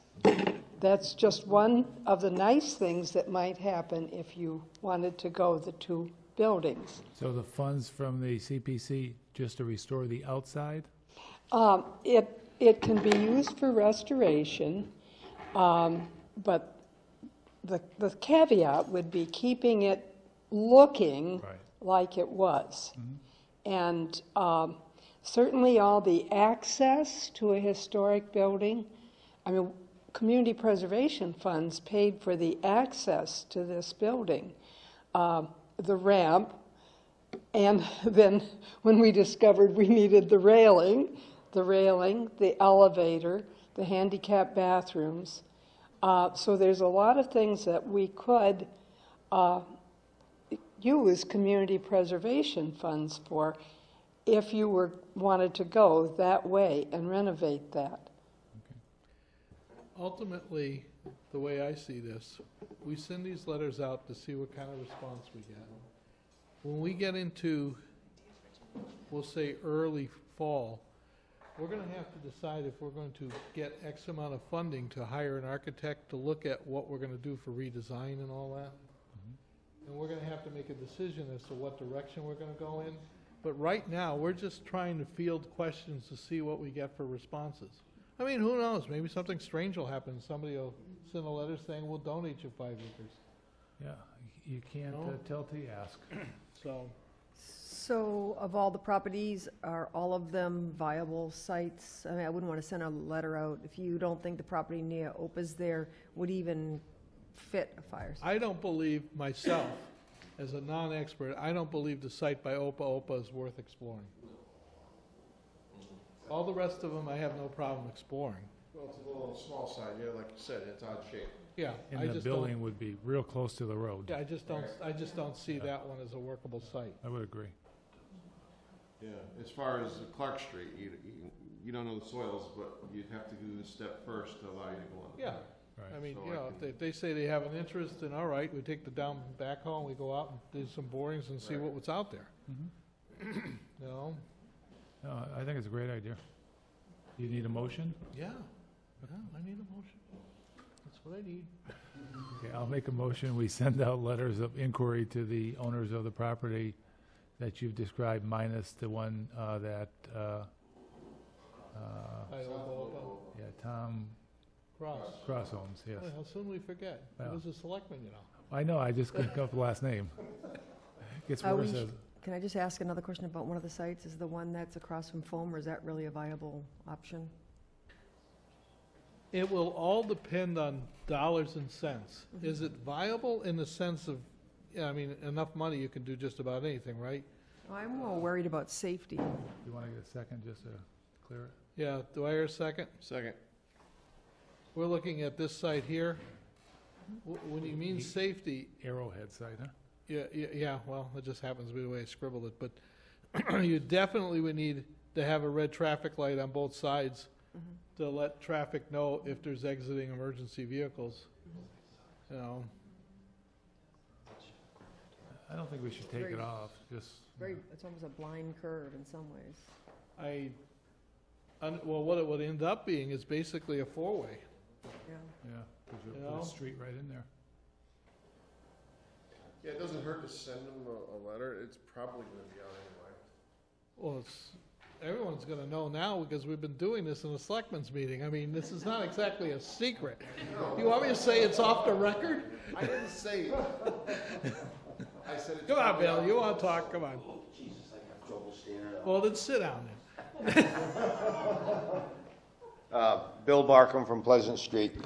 You know, I think you should send letters to all these parcels because I think all of them would be acceptable. The problem would be with the price of them. So Yeah, that's up to the select board, I know, but right now, we're just seeing if they have an interest, right? you know. 'Cause I talked to Paul on his piece of property and then we decided on this, the site here at the town hall. And I told him, you know, it's in limbo right now, so he may be interested. Well, I mean, we're not looking at the entire property he owns, No, and it's obviously gonna serve the town forever. I don't know, personally, I would rather there than here. If the dollar amount was where's that? Paul's Yeah. Champagne's. I'd Yeah, rather I do. there. There's plenty of room. It's flat, good drainage, Yeah. and there's plenty of room for, you know, for activities, for training, et cetera. Yeah, and So worst I comes to park- worst, we put a solar field out here. I mean, you know, Virginia would probably fund it. She may use CPA funds. Yes. What about the land on Coleman that is behind taxes? The distance would put the fire and police department at the far end of town. But it's not that far. I mean, you're on the main street, almost on the corner. We're there. dealing with people, you know, you say it's not that far, but if you were living on the Westfield side of town, or you were up on Former Road, you'd be saying, gee, I'm now in the outback, I'm so far away from the fire station. Well, coming up East Street, around the corner over there, I don't think it's any farther, if you're going Well- straight down 10, but that's land that we're gonna probably end up owning anyways. I understand that, and, you know, it'll come up on the table as it is, just because of tax title. Right, but if you can use it for a safety complex, that's more to our benefit. I would tell you, I would personally not vote in favor of putting it on Coleman Road at the town line. Okay, well, I guess when we have a committee meeting, we'll talk, You can outvote me, but, or not. you know. It's just worth So considering, the I current think. motion is for all the properties minus the one on Route 10 near Opus. That's right. And, any other discussion with this? I think it's reasonable. All in favor? Aye. Done. Next thing on the agenda was going to be the sites, but I want to jump into the school first because it's on the projector. There has been a lot of discussion about the traffic problem. I don't know if my laser will hit this, but that's the Norris School. And right now, the way this works, traffic is backing down Palmer Meadow Road to Route 10. This is the entrance to the Norris School, and this is the bus route where the buses all park. And what they're doing right now is going around this circle, the parents to stop here to pick up the children, and then they drive out. This is where that line forms. The conversation that's going forward right now between Ty and Bond with the police, highway department, and myself, and the school department, principals aware, is to build a new driveway here. What that would do, it would cause us to have a separate driveway for vehicles. It would cut down the congestion here, and it would allow us to pull a lot of the traffic off of Palmer Meadow Road and line them up over here, hoping to alleviate a lot of that congestion on Palmer Meadow Road. And it's a cheap solution in the sense that we're just building a driveway in here and probably putting some parking spaces in here. I'm not saying this is the best solution, I'm just telling you what the conversations are, where it's going. The other part of the conversation is that there's a traffic problem here because these cars are so close to the street. If you're out there sometime, take a look. The discussion has been to move the sidewalk maybe 5-6 feet in and then bring these cars at an angle parking so that there's about 5-6 feet away from the road, so there's clearance of vision. But that's going to take money to take and move that sidewalk back. But there's enough land to do it, as you can see from the tree line. I mean, you can pull this back.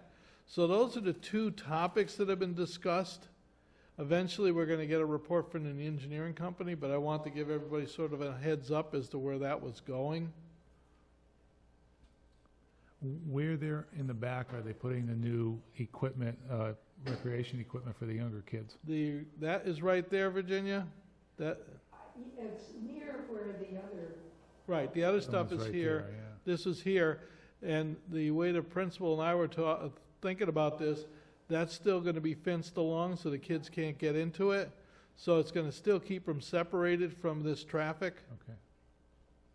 There's a metal gate here, a yellow gate, and that gate is typically closed so we don't have people being idiots and driving around the building. That gate is opened when we take and start taking the children out of the school and giving them to the parents, because we keep a flow here. And the idea was to keep people who we don't know from going into the school building. Mm-hmm. Well, you're picking up a lot of stuff tonight, aren't you? So that's the conversation that's going on with that. I just wanted the board to catch up on where it was. Rainey, any thoughts? No, I went down to the school a couple months ago because people were telling me that, it's an accident waiting to happen on Palmer Meadow Road. So I went down there and I actually talked to some people and I watched the whole thing.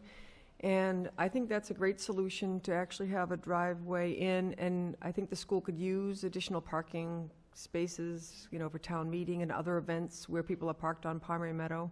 So I think all in all, it's a good solution. I have to tell you that it was all over within about 7 to 8 minutes. I know, it's a mad rush, gone. It's very efficient.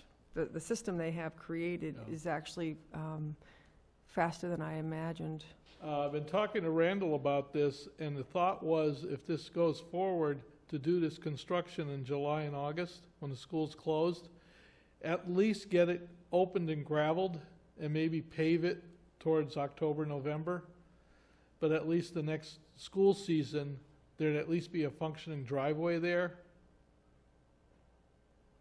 That's not close enough, that new driveway, to that development to interfere, right? This development here, Yeah. well, the property line's right there, so we're gonna have to respect that. I don't know what the setback requirements are. I think they're like 10 feet 10 or feet, I something would like think, that. yeah. But there's a stockade fence that goes all the way along this property here. So it's there already? Yeah, Okay. but it belongs to the property, not to the town. Okay. But that's the discussion that's going on. I mean, right now, they have all the intrusion on Palmer Meadow Road plus the traffic congestion. This would at least bring them away from there, and we'll have to put signs up that say no idling after 5 minutes. It's one way going? Yeah, this is supposed to be as the arrow points, going right around like this and out. Charlie, what is the procedure now? Do they not allow any cars into the area where the buses are until the buses leave? Is that Yeah. what it is? Yeah, in So fact, that's why there's nobody on site. They're all on the road. right. And this would allow a lot of them to get off. If you watch the buses, they are purposely parking now so that the cars can't get around them. So more out to the middle? Yeah, because they can't control the cars coming on that left side and the children coming out and being able to visually see what's going on. So it's easier to take that bus and cock it so that you can't drive around it. Yeah, gotta protect the kids. Yeah, that's all this is trying to protect the kids there. Okay. Starts at 2:30, and on Thursday, the traffic was all the way onto Route 10 into where the construction Oh, wow. were. And Yeah. they were stopped, waiting. in the Tammy, I'm gonna line. put you in front of the microphone. If you're gonna be, Tammy Walunas, 298 College Highway. On Thursday, the traffic had started at 2:30 with the parking going down Pomeroy Meadow. It continued down past the post office, past the corner, and into the construction zone on Route 10. Yeah. But like you say, soon as the buses are in and they open the gate, it goes fast. yep. But they also pull out in front of the cars that are already driving down Pomeroy Meadow. Yep. This will let a lot of cars stack right up to that gate that comes down in the back. Well, it could be that we end up with 2 lanes here of traffic parked up. I'm not the expert, I'm just sort of reporting as to what's being discussed. You know, Yeah, be interesting. but there is a direction now to do something. Okay, thanks. Okay, I guess we're all done with that. Unless there's some picture somebody wants to look at. All right, next thing on the agenda, acknowledge receipt of considering response to and possible vote to resolve open meeting law complaint from Dan and Heather Pellegrini dated March 22nd, 2017. Bob, you want to bring the board up on this one? There is a response which was drafted by town council. Town council has requested copies of the minutes as well as copies of the executive session for this meeting. I've supplied the minutes. The board's going to have to act on the executive session minutes to make those official. You have copies tonight in the handout. And we will, proceed from there with a response to the Attorney General. People can't hear you, Bob. I'm sorry. The town has, through town council, drafted a response. Town council has requested information from us in order to compose a response. I've supplied all of the email that has been exchanged on this issue, since we save all email messages. And also, I've supplied copies of the March 7th regular meeting minutes, as well as the executive session minutes, which the board will be acting on tonight to make them official. And we do have a response, preliminary response, from town council, which the board has before it and I guess should review. And if they're agreeable, that response will be sent to the Attorney General.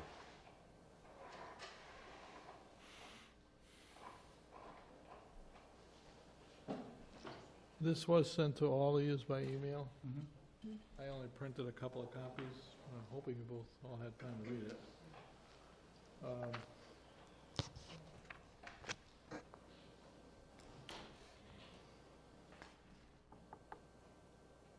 Can I speak on this subject since I brought it forth? I honestly don't know. Heather Pellegrini, 76 Crooked Ledge Road. My understanding in reading through the instructions on the open meeting law complaint is that the body being presented with the complaint has 14 business days to reply. At that point, if you're not satisfied with the response, you forward it on to the Attorney General's office. My question is to you, Charlie, why did you not respond to us? I must be candid. Everything else got buried because of town meeting, and it got lost in the track. So something as significant as an open meeting law complaint simply got forgotten about, tossed aside? It's not what I said. Slipped through the cracks. I'm telling you right now, we were working on town meeting. Everything else, I gave it to the town administrator. I assumed town administrator was working on it. I found out because he's part-time, it didn't get moved forward. Okay. Thank you.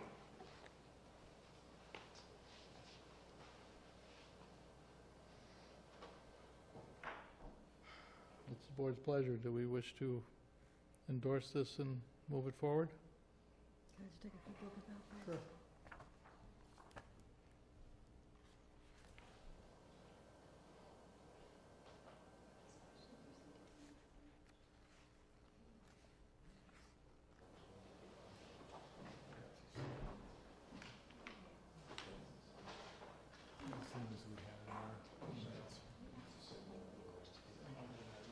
Yeah, I just printed them out. That's all. Position to send it forward. Yeah.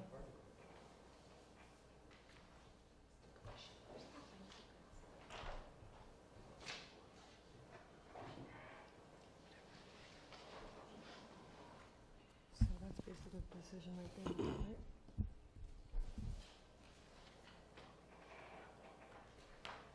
Yes. Yeah, it's basically signed by town attorney, but basically we endorse the letter. Yep. That's what the vote's for. So I hear a motion? I'll make a motion that we authorize our town legal counsel to forward this to the Attorney General's office as our response from the Select Board. Second? Second. Any discussion? I hear a vote. All in favor? Aye. Unanimous. All right, that's out of the way. Now, Dan wants to say something.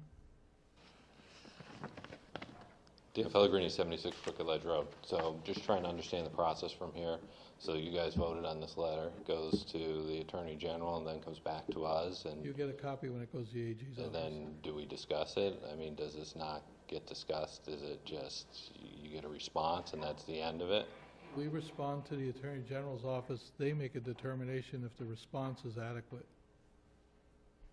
And so, what about all these other questions that I had asked before? Do we get those answered? Do we not?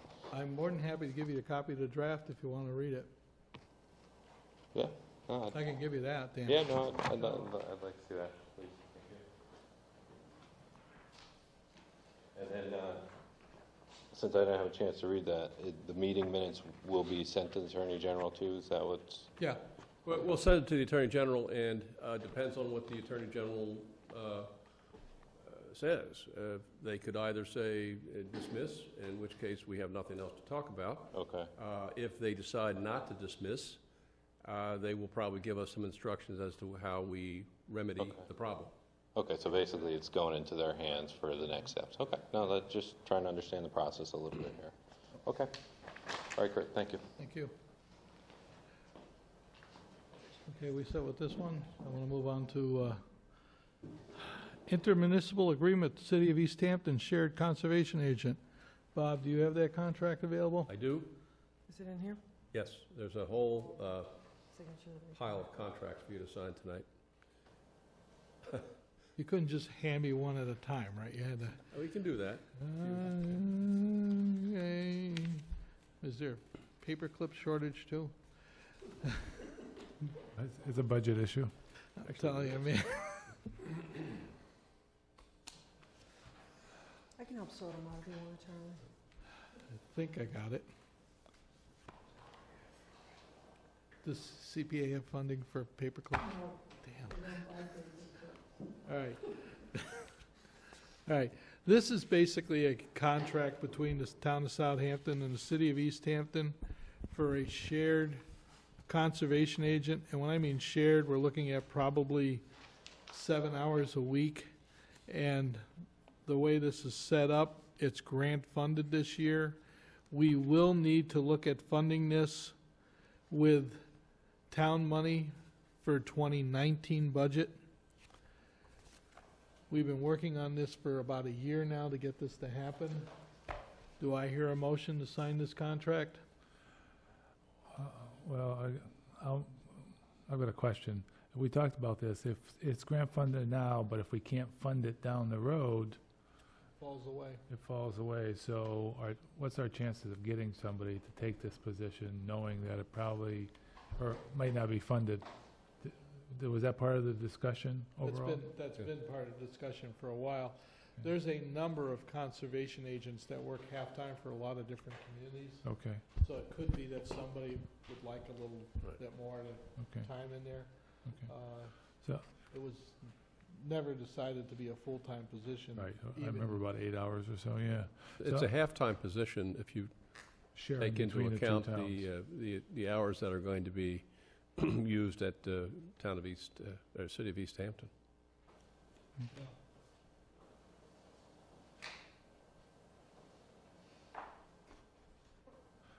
I'll make a motion, we sign the intermunicipal agreement with the city of Easthampton for the shared conservation agent, with the caveat that is just for the grant period, and it'll be up for rediscussion for fiscal 19. Oh, yeah, it definitely will be, because we have to budget it, that means Yeah. we have. I just want to put it on record, though, yeah. There's no way that we're. Right, I'll second that. Any more discussion? All in favor? Aye. Okay, that's unanimous.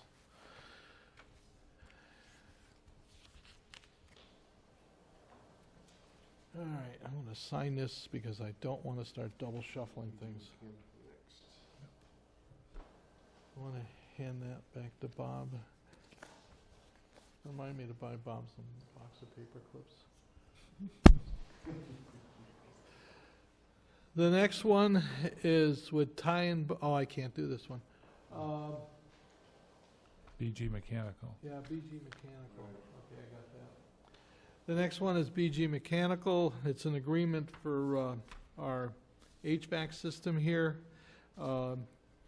This is the modified contract, Bob? Yes, So this contract also includes control? yes. All right. What had happened was, is we discovered that we didn't have a contract for the control systems. We had for everything else, but not how to control it. Yeah, we had that issue where we couldn't figure it out. Yeah, Yep. that's why you saw me up on the roof with a screwdriver. With the fire department. You missed that. So people hollering jump had nothing to do with Nothing that? to do with it, nothing Okay. whatsoever. So anyways, I think we need to make a motion to agree, sign this contract. We have funding for it and all the rest of that. So is this a full preventive maintenance, parts and labor? That's what it's supposed to be. 24/7, the whole bit? Yep. Okay. Actually, they were very good. They came out even though we didn't have a contract and helped us. Okay. Didn't charge us or nothing. They just, Yeah. No. What's the cost of this? $6,000. Yeah. oh, That's reasonable. They want a quarterly, 14 days. This was done before. Okay.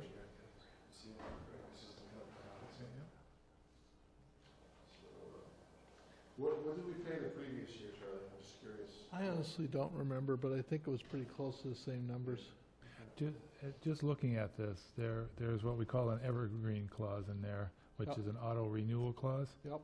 So I would cross that out because otherwise we're committing next year and the year after, because there's no way we'll keep track of 30-day notice. Will you strike that from the, Yeah, I think that's a very good idea. okay. So there's a motion made when striking the green clause. Second. All in favor? Aye. Aye. Passes.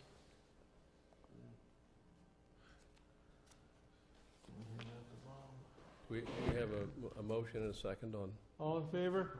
Okay, aye. You already did. I know, but Bob's catching up here. His laptop's working again, man. Sure. No, I may have. Hey, Bob? There were a couple of Yeah. signature pages. Bob. I just want to make sure you got all of them. Hey, Bob? yes. On the BG Mechanical, who made the motion, who seconded it? You made the motion Made the with, motion, and with I the thought I green, heard you say Evergreen yes. clause? Okay, with the evergreen clause. okay. Are you having a memory problem? No, we were thinking he made both motions, first and second, so we wanted to make sure. You guys are a team. These might have more than one signature page, but not positive. Okay. You have And to abstain from KP that? Law, Yeah. what's that? Okay, KP Law, this one, and this is beautiful. All right, the Cook Road Conservation Protection contract that we were supposed to be signing, I got an email from town council today advising us not to sign anything. I need to advise I have not had an opportunity to review these documents, review whether or not appropriate acceptance and/or signature blocks are on the documents yet, Kate. So that's why it's on the agenda, but we're taking no action. I move to pass over it for now. All in favor? Aye. All right. Now, the next items are all the Greenway Trail rail stuff. That is all going to Mr. Martin as vice chair. I have to leave the room because of a conflict with this. That does not mean I'm pro or con, it just means that there's a conflict. So do we have some paperwork? You have paperwork. There you go. You are the man now. Call me back when you want me.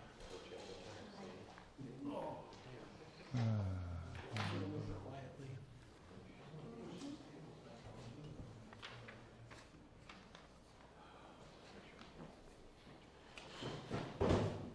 Signature pages. These are all signature pages for you? Okay. This is for different areas, so let me, okay, I'm going to start with this one. This is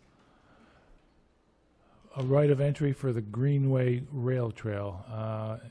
Duplicate originals of the right of entry between Pioneer Valley Railroad Company and the town of Southampton, which we need to sign at today's meeting. Please note under paragraph 3 of the right of entry, prior to entry onto the property of Pioneer Valley Railroad, town must provide proof that it carries liability insurance coverage in the amount of $2 million. Do we have that, Bob? We do, okay. Okay, I guess I have to read this into the record. Right of entry, release, waiver, assumption of risk, and indemnification agreement. This agreement is made as of 30th day of May 2017 by and between Pioneer Valley Railroad Company, Inc., a Nevada corporation with an address of 100 Springdale Road, Westfield, Mass., referred to as the Railroad, and the town of Southampton, a Massachusetts municipal association with an address of 210 College Highway, Suite 7, Southampton, Mass., referred to as the licensee.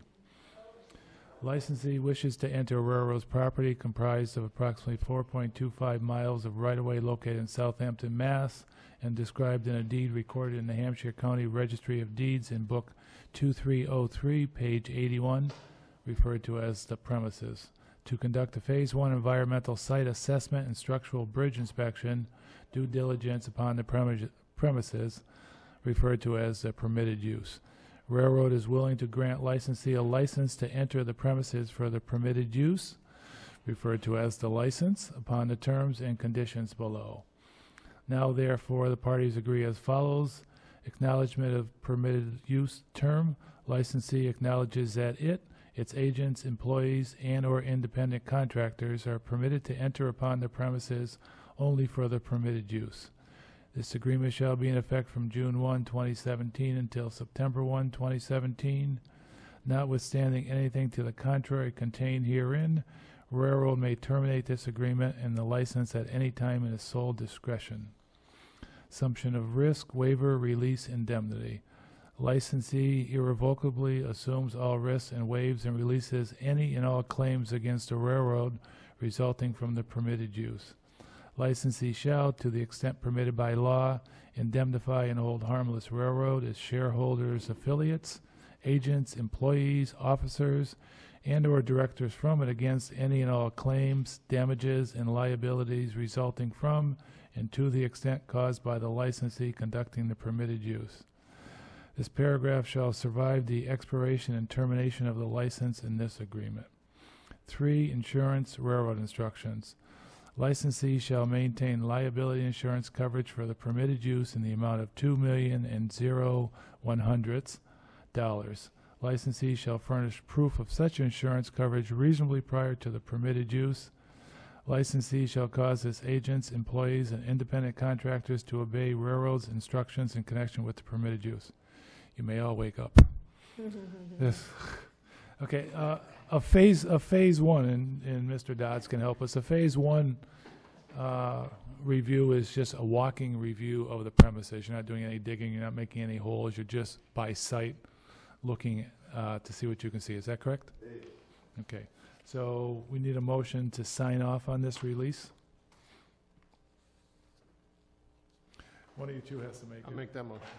And I'll second it. Okay, any questions?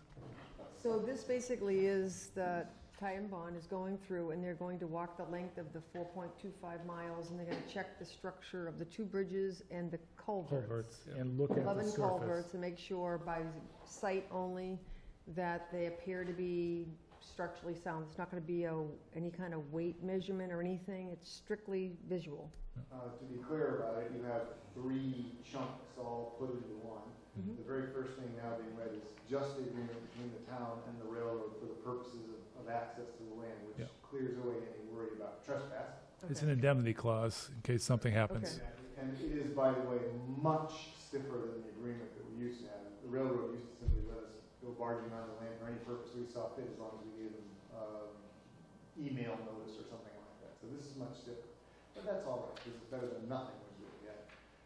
From there, it is true that a contractor, and it will almost certainly end up being Ty and Bond, has the project forthcoming of evaluating the phase 1 part, and that is primarily for contaminants. Additionally, because we desire this as a part of due diligence, you'll have a responsibility. You should probably go up on the, sorry, I didn't call you on that one. Anything worth going back on? Do we have enough audio that we don't have to repeat any of the prior phrases? Maybe nobody You knows. should probably do a quick summary. Thumbs up, you got it? We don't have enough audio, so you should probably repeat. Yeah. Take it from the beginning, or?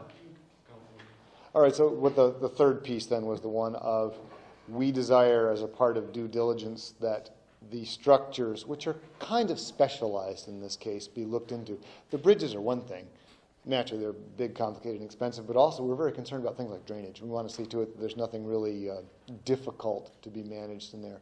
There's a lot of places where water has to be pretty carefully funneled through. So it's right of access, followed by the absolutely real estate necessary phase 1 inspection, and then the very desirable physical properties inspection. These are distinct features. Hope that cleared it up some. Yeah, thank you. Yeah, that was a right of entry. The next one is for the review of the bridges and culverts. And Bob, I'm going to look to you, unless we really have to. There's like 10 pages here. Do I need to read this? No, you don't. No, just... Okay. So this, I'll give you some highlights. Proposed Greenway Trail for existing condition review of bridges and culverts. So it's Ty and Bond has prepared this proposal to provide structural engineering services required to visually inspect and provide repair recommendations for 2 existing railroad bridges and 11 existing culverts along the proposed Southampton Greenway. And this is Ty and Bond's agreement with the town for them to do that. And the cost to that is a lump sum of $12,750. So we're going to need a motion to accept this agreement with Ty and Bond to inspect the bridges and culverts and come up with repair recommendations. I'll make that motion. Did we already vote on the first one, though? We did. It was 3-0, I believe. Okay. Yep. Then I'll make a motion to approve the agreement with Ty and Bond to expect the. Bridges and culverts? Okay, No, second. okay. Any discussion? All in favor? Aye. Aye. Just because you brought up the question, Bob, can we go back to the Yeah, we first can vote. agreement? You Just may to- have got, you may have. the right of entry, did we had a first and a second, did we vote on this? Yeah, you vote on all three items. No, did we vote on the first one already? You did vote on the first one. You In- voted on now on the second one, you just have the third one. to do. Okay, so we got two of them, okay, so, wanted to check. Okay, this is from Ty and Bond. It is a Phase 1 environmental site assessment. This is the agreement to do the site assessment that we discussed a minute ago with Mr. Dodds. This is just the actual agreement with Ty and Bonds, and the cost is $2,900. So we have this agreement to do the Phase 1 inspection. So we need a motion on accepting that from Ty and Bond. So moved. Second. Discussion? All in favor? Aye. Okay. So we have two agreements from Ty and Bond, and we have the indemnity clause that we're giving to the railroad that we have to sign. I'm going to put them aside so we can sign them. Virginia, would you mind asking Charlie to come back? Would you mind asking Charlie to come? I'm going to leave on time to come back. Oh, you don't have to leave. What more do I want to stay for? Well, at the point. Okay, these are also for signatures, those are PCFs.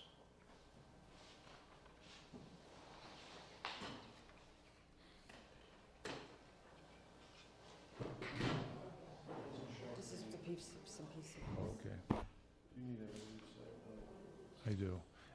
Reading? Of the four PCF forms that you have, only two have been approved. So the two middle ones, for the training aid Charlie and the can't sign second that. training aid were not approved by PPCB, so you only have 1 and 4 of the PCF forms. You're on your keyboard. On my keyboard.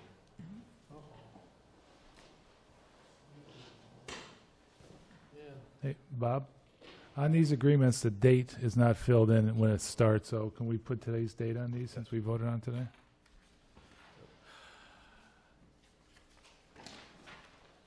So you want to read these into the motion?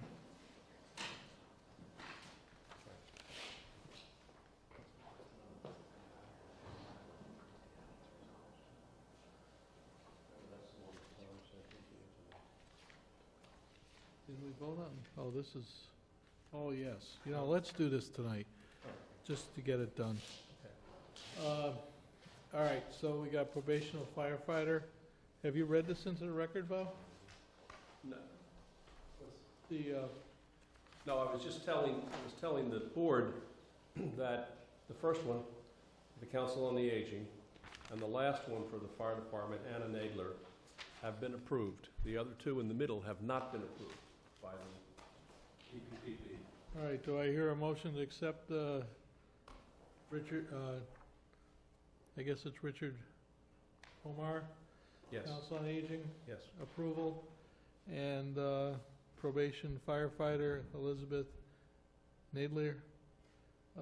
These have all been accepted by Finance Personnel Board, and obviously the department heads. Do I hear a motion to accept these personnel changes? Are these new hires, or? It doesn't look like they're new hires to me. It looks change One of is a new salary. hire, the other is simply increasing the hourly rate. Oh, okay. Now, did they say why they didn't approve the other two, or they just didn't get to them yet? There was a yeah. interpretation of language. The fire chief put a word in there that they weren't quite sure of. I can't remember what it was.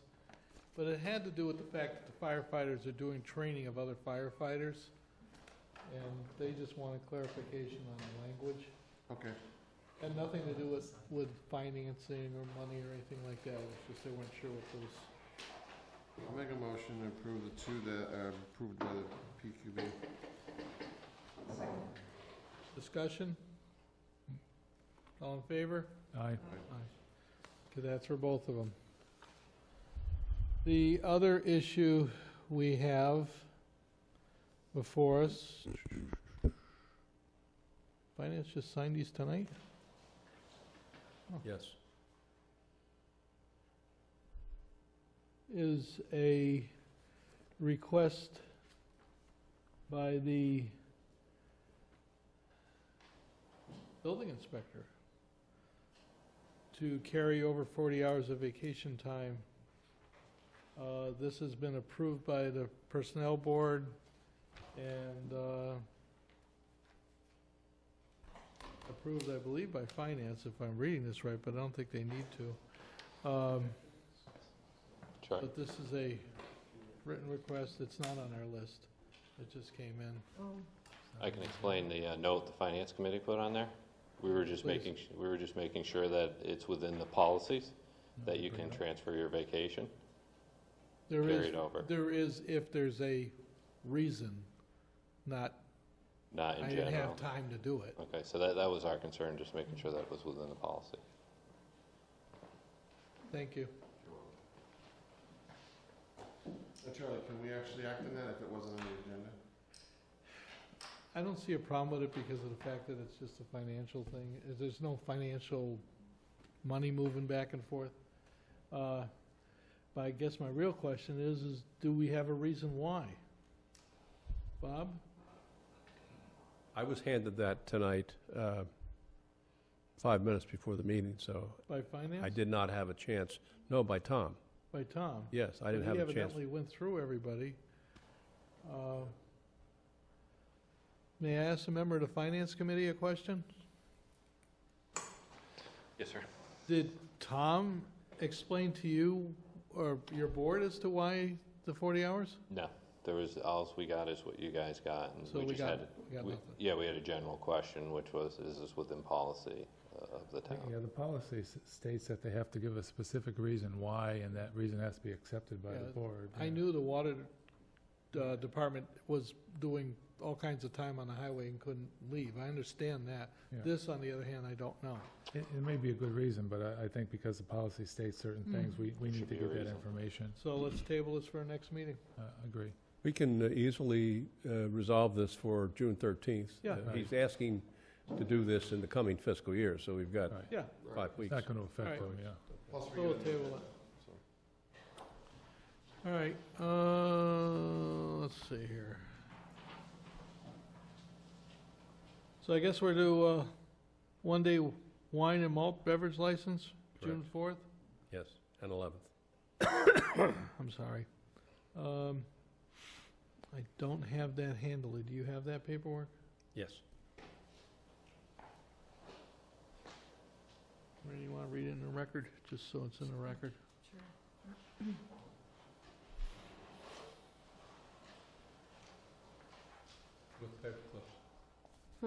Oh, my God, we're splurging. So it's Corey Breasted, June 4th, 2017, Kona Park Wine and Malt license. Nothing else really there. That's the only date, right? 6/4. Nope, they got an insurance. Hours 12 to 4. Fees been paid.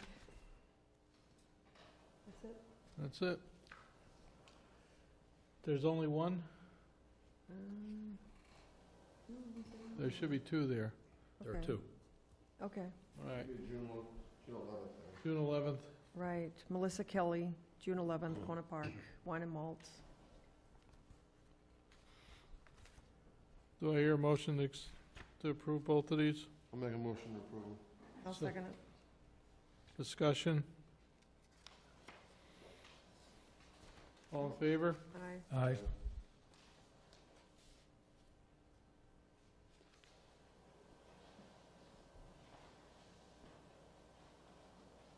Okay, the only signature is on the license itself, Bob. There's no other forms here, Yes. right? Yes. Yes, there is no other forms. Nope. Okay. All right. You're gonna need to sign that. And you know what? Initial that one too.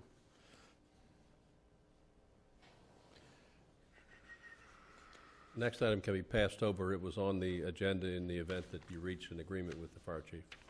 Okay, I'll pass over on the next one.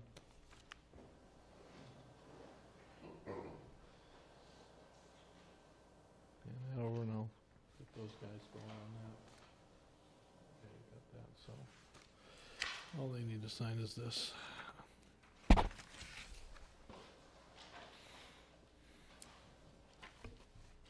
So I guess we're going to required signatures, Bob, unless there's something I missed. Minutes. We do the minutes after that. Was there two? Yep. All right, on May 18th, 2017, I signed warrant P17-46 for $264,004.10. On May 18, 2017, I signed warrant PD17-46 for $46,352.43. On May 25, 2017, I signed warrant W17-47 for $104,386.69. Those are the only transitions that occurred. I'm sure there'll be one for tomorrow. Next is approval of minutes. Charlie, if you agree to these minutes, we will be caught up until April. As you know, I'm running behind just because there are other considerations the last couple of months. I understand. But the program is to catch up in April and catch up with executive session minutes within the next couple of weeks. So you should, by June 13th, we should be completely caught up with minutes.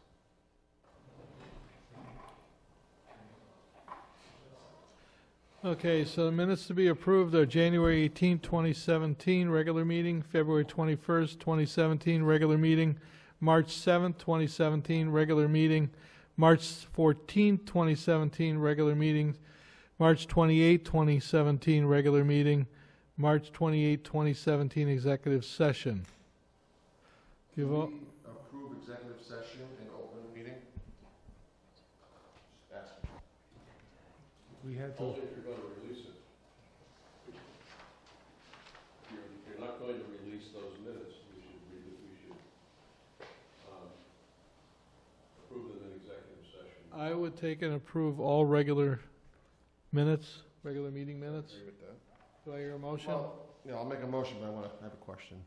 Sure. Do I hear a second? I'll second. The only one that, I mean, they're all really good, except,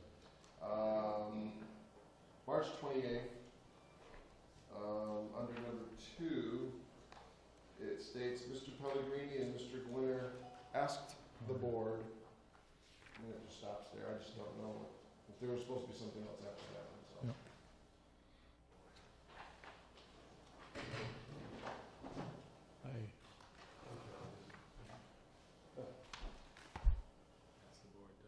Doesn't say what?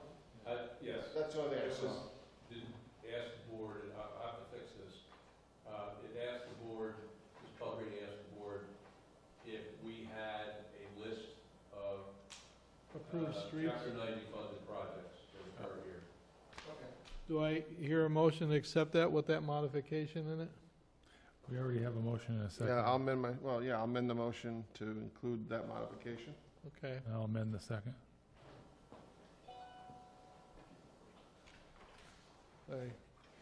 Have any more discussion? All in favor? Aye. Aye. So you want the Abstention. executive session and other executive session? Yes.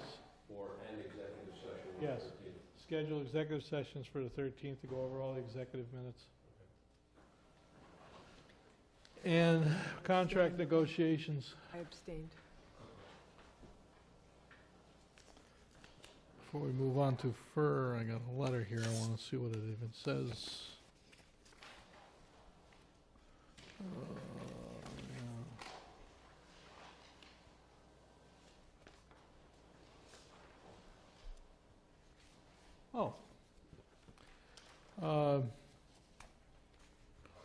Calendar and announcements. Our next selectmen's meeting is June 13th. going through correspondence, just to jump around, the Hamden Ponds Association has a July 4th annual parade, and the Board of Selectmen is invited to that.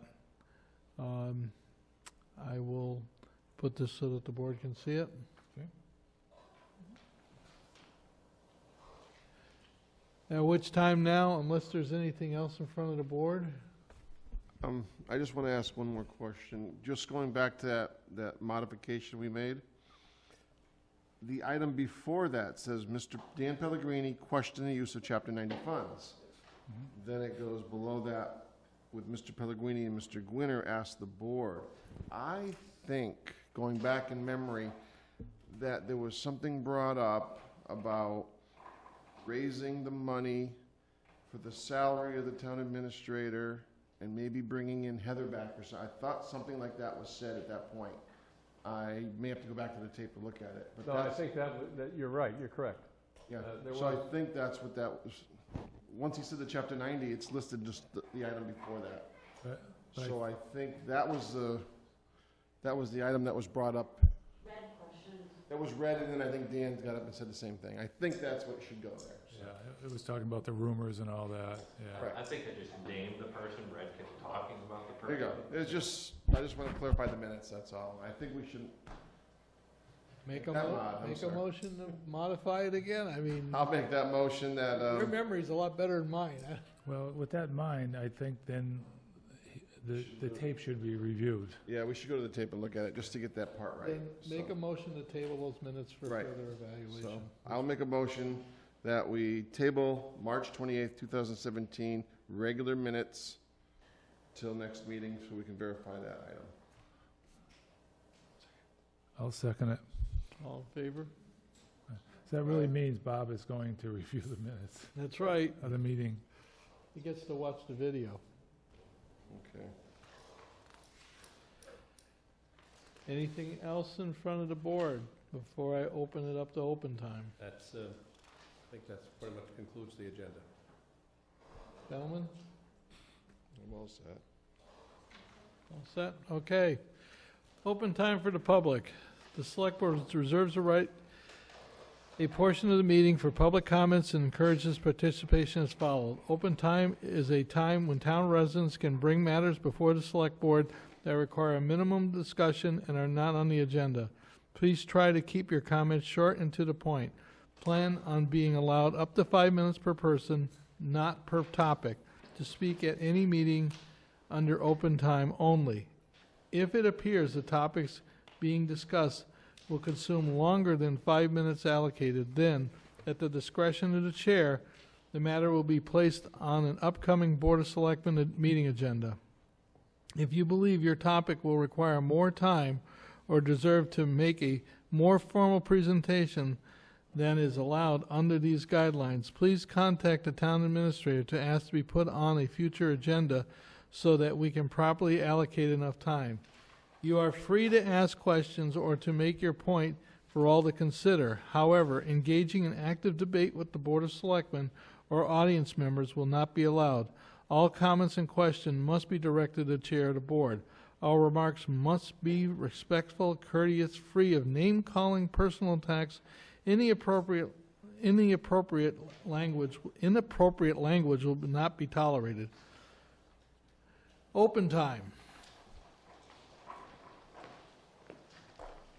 Good evening, Charlie. Dan? Board. I do appreciate the follow-through on the Chapter 90. I was watching that, couldn't attend, but I did watch and appreciate the list. The concern and the question I have is I heard 2-year projection. Randall listed what he's got this year, what he's got next year. I didn't hear Crooked Ledge Road on there. I heard Conant Park parking lot. I heard fire station parking lot. I heard a lot of roads that aren't in nearly as rough a shape as Crooked Ledge Road. In addition to that, I didn't hear, I don't know if there's any other road that's really getting the development that Crooked Ledge Road is getting now. So I guess my question to the board is, how come the condition the road's in right now, it's not slated or even being looked at for the next 2 years? And how does the growth in that section of town parlay into it being moved up into that list or actually put onto that list? I had a conversation with Mr. Kemp when I was doing the meeting with Mass DOT relative to the metropolitan planning, and evidently Pioneer Valley Planning has a program to take and help highway superintendents assess what should be the priority roads. And I was sort of leaning that towards him to start looking at utilizing that program. That program's, I believe, up and running, but it isn't running in this town at this point. But he's become aware of it now. The hope is, it won't happen this year, obviously, Dan. No, But the hope is that that will be one of the things that this group will look at, and they will set the priorities, rather than having the priorities set in-house. No, I can appreciate that. And is that list locked in stone, or is it? I don't believe it is. No. I think he said next year is tentative based on the funding he thought he was getting. Okay. So I sense there was movement if we needed it. And then there's the other part to this. It's like Glendale Road. We did a ballpark estimate of what the easements are gonna cost us. It's an estimate. It could end up that we're $50,000 short, could end up we're $50,000 ahead, just to use numbers. So some of that Chapter 90 money is sort of, and then we have the engineering study we want to do on East Street. We still consider East Street a priority. That's going to be some of that Chapter 90 money that'll be taken away from some of the road construction just to do the engineering work on that. But no, I understand, and I understand there's lots of projects, but there was quite a few that were on that list that were nowhere near the condition that Crooked Ledge is. I mean, if you guys have gone up there, there's actually boulders coming through the pavement on the road. I'm about to invest a significant amount of money to repair a section of the public road because of an order of condition to put in the subdivision. And as I continue to develop up there, I just don't want to see issues where the potential development is halted because of the condition of the public road. May I ask? Sure. Because I do not know. Has that road ever been surveyed and monumented? I don't know. I surveyed quite a bit of it from the property frontage, but I don't know what the records look like. I know most of the neighbors would probably be more than willing to help out where we can. And, you know, again, that's all I'm looking at is not a big bang, but it's something that if we don't start chipping away at, we're going to end up with a situation that's, you know, a lot harder to conquer. Well, the reason I bring this up is because until we establish where the road bed should be, can't really throw money into patching it to fix it. So I think the first priority is making sure we have a legal boundary of where it is. No, I understand that, but I'm a little concerned by that comment because at the end of the day, the road lays where it lays and it should be maintained. That's what my tax money goes for. I'm not arguing that fact. But that's what you just said, though, there, Charlie. That's not what I meant. Okay, okay. So what I'm trying to articulate is the fact that we need to have boundaries there so that we all know where the road is. Hence my concern. There's a lot of footwork that has to happen, and by us not even looking at that or even talking about allocating $20,000, $30,000 to do some surveying to understand what we're dealing with, we keep pushing that can down. And Jim's part of the planning board. The planning board seriously considered denying my subdivision because of the condition of a public road. And I suspect the next one I come in with, which will be hopefully here shortly, as there is no new houses for sale in town, and hopefully those will sell quickly. I just don't want to see a situation where the town, the planning board denies me, and then I got to go to the legal counsel and start doing that. I mean, it's a waste of money and funds. Everybody's. Exactly, it's a waste of everyone's energy, and I'm more than willing to take some of these funds, and that's what Jim and I were just talking about. Instead of paying all these engineers this, let's put a plan together, work together, and fix that road. And right now, I'm probably going to cut a check for about $10,000 to pay for most of that road, some of that road. Let me ask the board, thoughts? You're talking about Randall getting involved with this committee. When is that going to take place? There's nothing scheduled, okay? I mean, realistically, we haven't sat down and said. So it's not going to be this summer where we're going to come up with recommendations that may take care of what Dan's saying? Well, I don't have a problem of asking Randall to come in next meeting and ask him about the possibility of spending money to take and do a survey out there.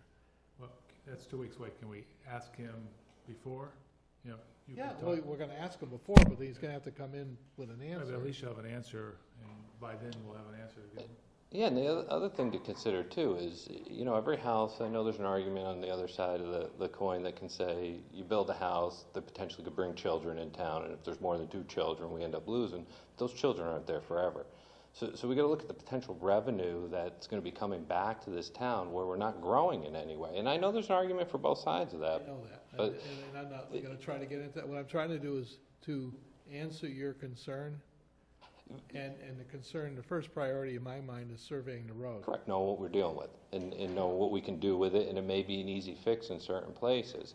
And then, you know, and that's the other point, is we can argue whether it's bringing revenue or not, but at the end of the day, it is definitely bringing more revenue into the town, whether it's positive to the balance sheet or not. It's another debate.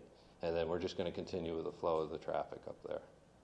I'd even be more than willing to potentially throw in a plot of land there for your safety complex. Oh, yeah. You want 3 acres?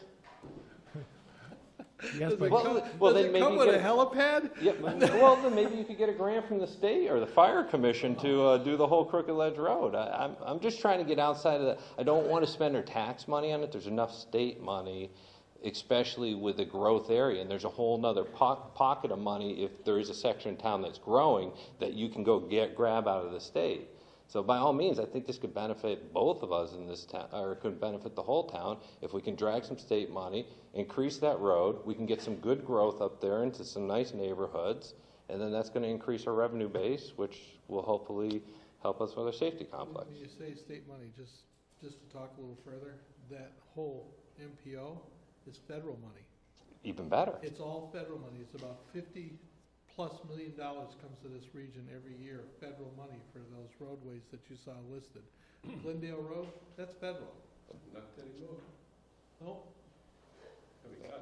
I know, that's Are you talking about the entire length of Crooked Ledge or just the further down? You know, the first part of it is not. The boulders coming through and everything. You're Yeah, not talking about the Fulmer Road? No, this is actually Crooked Ledge right before the development that I'm putting in. If you break, yeah, by 88, by near. Well, that's why they named it Crooked Ledge. I understand, but it still doesn't mean pothole ledge and boulder coming through the road ledge. And My brother lived up there. It's bony country. and that's all I'm looking at is a plan that we can start putting in motion. And 20 grand, 30 grand here or there. Is it fair to ask the town administrator to contact the highway superintendent to ask if he would look into a projected cost to survey that road?